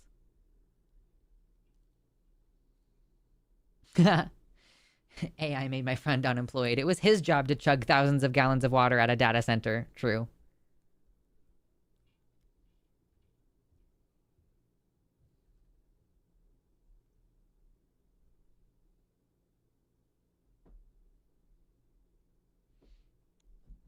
Byron says, I actually have worked with tech that is similar to what you call AI. It's called AI because of marketing reasons. What it is a machine learning algorithm that says things to you based on its training data.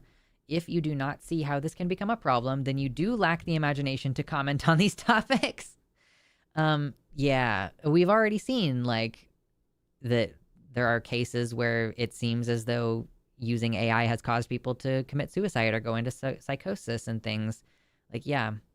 I don't really know how it would work. How would an AI, are you saying that like so you would open up Chat GPT and be like, let me explain all the details of this case to you. I'll type it all out. This person says this, and this person says this, and this person says this. Like, okay, that's the raw facts, but it can't tell you like, you know, tone of voice or like this person, like, I don't know, you're not supposed to factor in things like, has this person committed a crime before when you're looking at like, has this person committed this crime? But I don't know.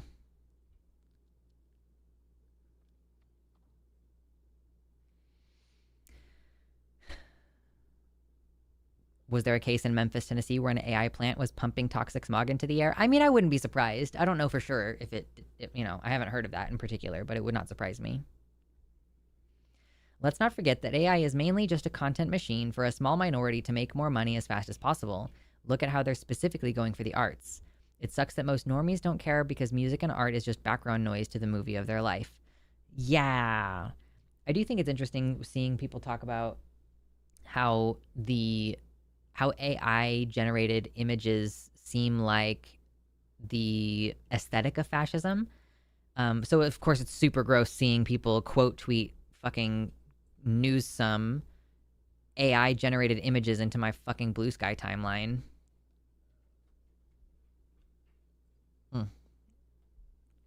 Hello, Mr. Baby. Can I pick you up and annoy you? Hi. I will put you in the chair momentarily. But first, baby.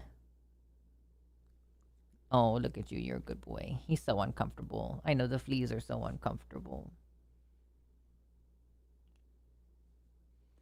I'm thinking about giving him a bath just because it's going to be a few more weeks until we can get the the treatment. But the bath is going to stress him out. Is the bath going to stress you out, baby? Am I going to need, my partner to help hold you still while I bathe you? Good boy.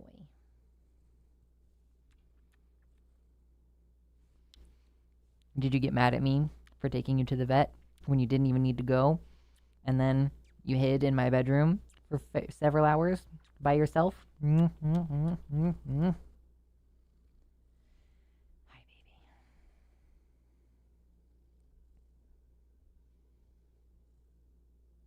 You're so pretty. You are? You're so pretty. You kiss me again? Okay, thank you. Okay, now you can go in the chair.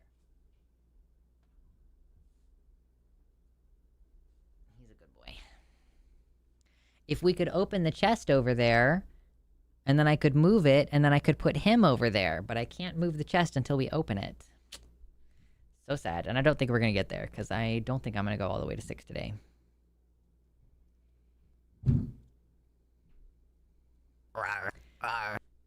Drea has donated $53. Time for a nap, but first, what's in the box?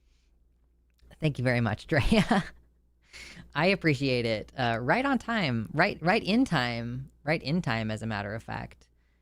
We have made it to $100 to open the chest, which is definitely not a mimic.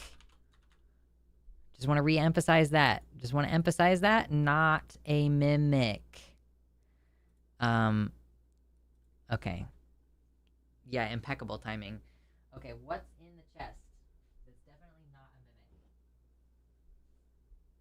It's definitely not stealing things from my house and then trying to chomp on my hands when I go get them. Okay.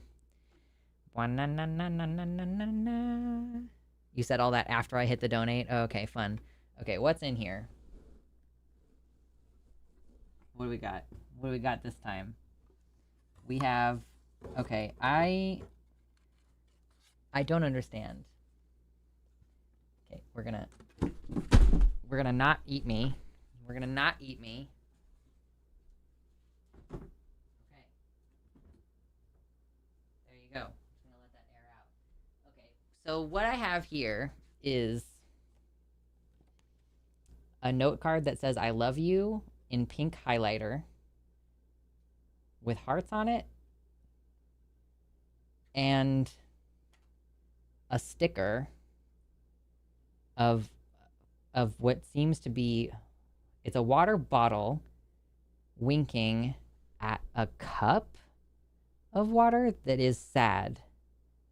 And honestly, I do not know what is being communicated here. I do not know. I really don't. So this is...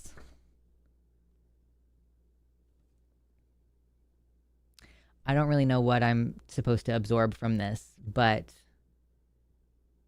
that shows up really well on camera. It's so interesting because it doesn't show up very well in certain angles, and then it's like, what? I don't understand. That's a penis? I guess. It is a little bit like... Why is the cup sad? Why? I don't understand. Is it like a my dick is bigger joke? That's kind of what it seems like. It seems like a my dick is bigger joke. But, correct me if I'm wrong. It's a sticker. I think it's a sticker. I'm going to do what I always do with stickers. Oh, come on. There we go.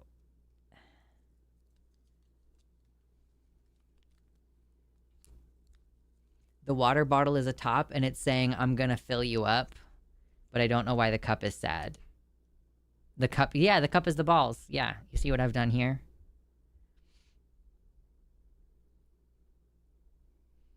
You got to cup the balls when you drink the water. Exactly. I wanted a card that says, I love you. I mean, the strange messenger who leaves things inside the treasure chest, which is definitely not a mimic, has communicated to me that it loves me. Interesting. Can't you perhaps buy an anti-flea collar for him until you get to the vet? Those are terrible. They're so bad for your cats. You should not use them. Cut the balls. No, that's so sad. That cup can't be the balls. That's water and not pee. True. That's so true.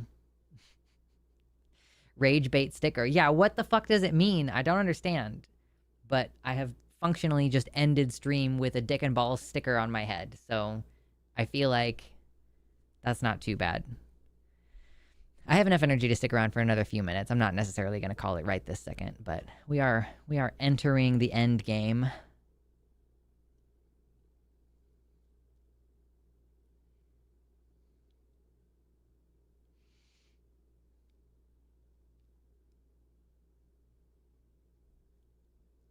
Pee is just water later. It's just water with some additives, you know? It's just water with some additives.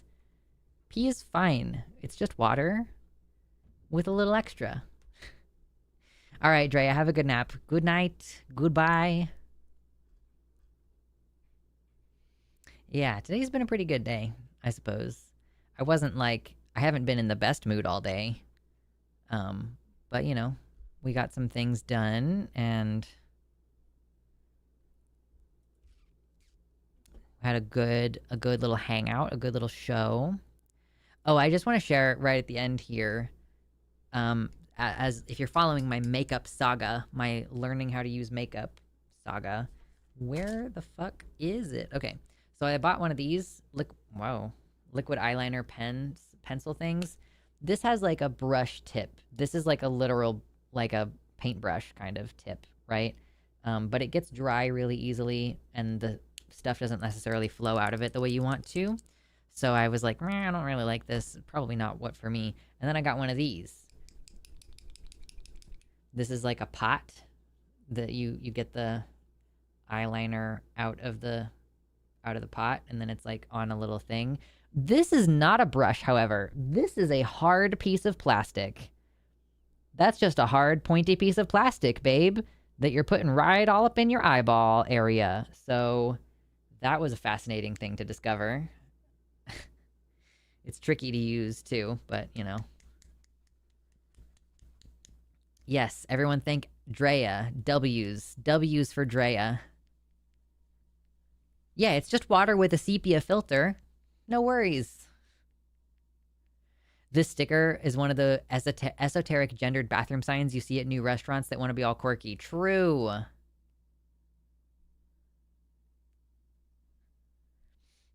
I missed most of the chat, but I'm still proud of myself. Hey, I'm proud of us. I'm proud of you.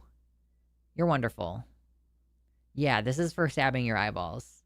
This is for learning how to have steady hands. So many makeup devices just look like torture devices. That's so true. Where is... Like, this looks like a torture device. This doesn't look like it's good. It doesn't look like it's good for anything. This is for curling your eyelashes. It's an eyelash curler. You squish them. And it shapes them. So, which eyeliner do you prefer using? I have not figured that out yet. I mean, this one sucks because it doesn't flow out of the pencil like I want it to. And this one sucks because it's a hard, stabby thing in my eyeball. But I do think that this is probably going to be better for avoiding the issue that the pen is running into. So I just need to practice regardless with all of them. Pride all around. Yes, my birds are screaming at each other. I would not be able to handle having birds. I'm so sorry that you're going through that.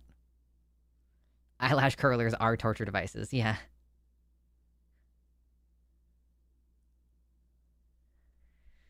So I think I finally figured out the correct angle and everything to do my eyeliner at. At least I got the Wet n Wild eyeliner. Yeah, it's Wet n Wild. It's just like whatever I could get from Walmart. But this eye, the other day, I got this eye like really... I figured out, it was looking so snatched, and then this side looked all fucked up, but that's how it always goes. But like I learned, okay, now I need to pull it down. It has to be lower on my eye at this particular angle and everything. So we're having fun learning things. Johnny the Commie, great username, says, a chatbot once told me that the difference between fascism and socialism is that in fascism, the individual serves the collective, and socialism, the collective serves the individual. Do you agree? No, I don't. No. Fascism is by definition an authoritarian state that consolidates power over the private sector into the government itself, and has close ties between the relationships of business owners and the government, and also have nationalist policies and isolationism, and usually they pick a scapegoat group within the country to say this doesn't represent our country and our values, we need to purge this from the country, and they do that in order to consolidate power. And the group of acceptable individuals gets smaller and smaller and smaller. So that's what fascism is. Socialism is a system of governance in which we, when we collect taxes, we use those taxes to benefit people, and we have robust social social programs, and companies do not exist for the purpose of generating profit at the expense of human well-being.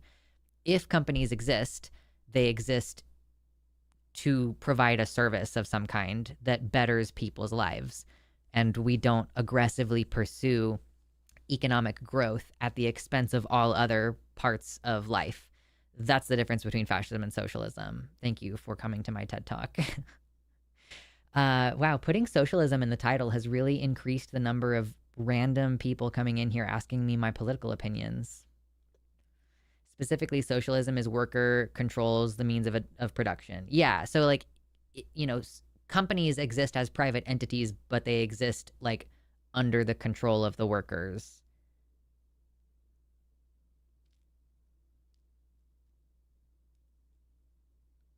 I take a paint pot and slap myself in the face. That is my makeup tip. Hey, that's a good makeup tip. I like that. I'll try that sometime. I'll do some makeup look that requires me just taking one of my makeup brushes covered in something and just going bap, bap, bap, bap, bap, bap.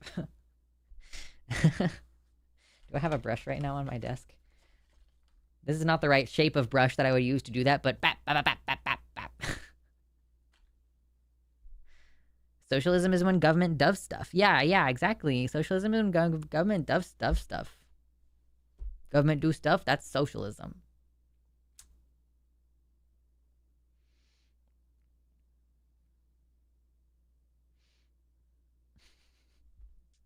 We have fun shitposting. You can see I take the subject very clearly. You can see I clearly take the subject very seriously. So serious. Government.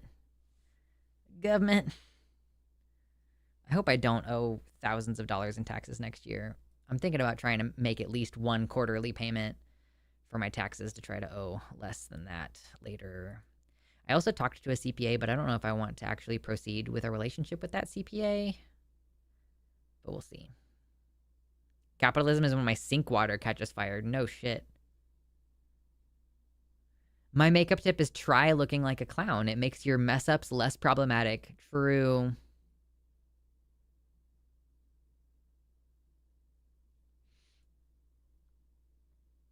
I don't want to do that much makeup though, so I do have to, it has to be tasteful and proportionate. Tasteful and proportionate. Much like this sticker on my forehead. It's both tasteful and proportionate.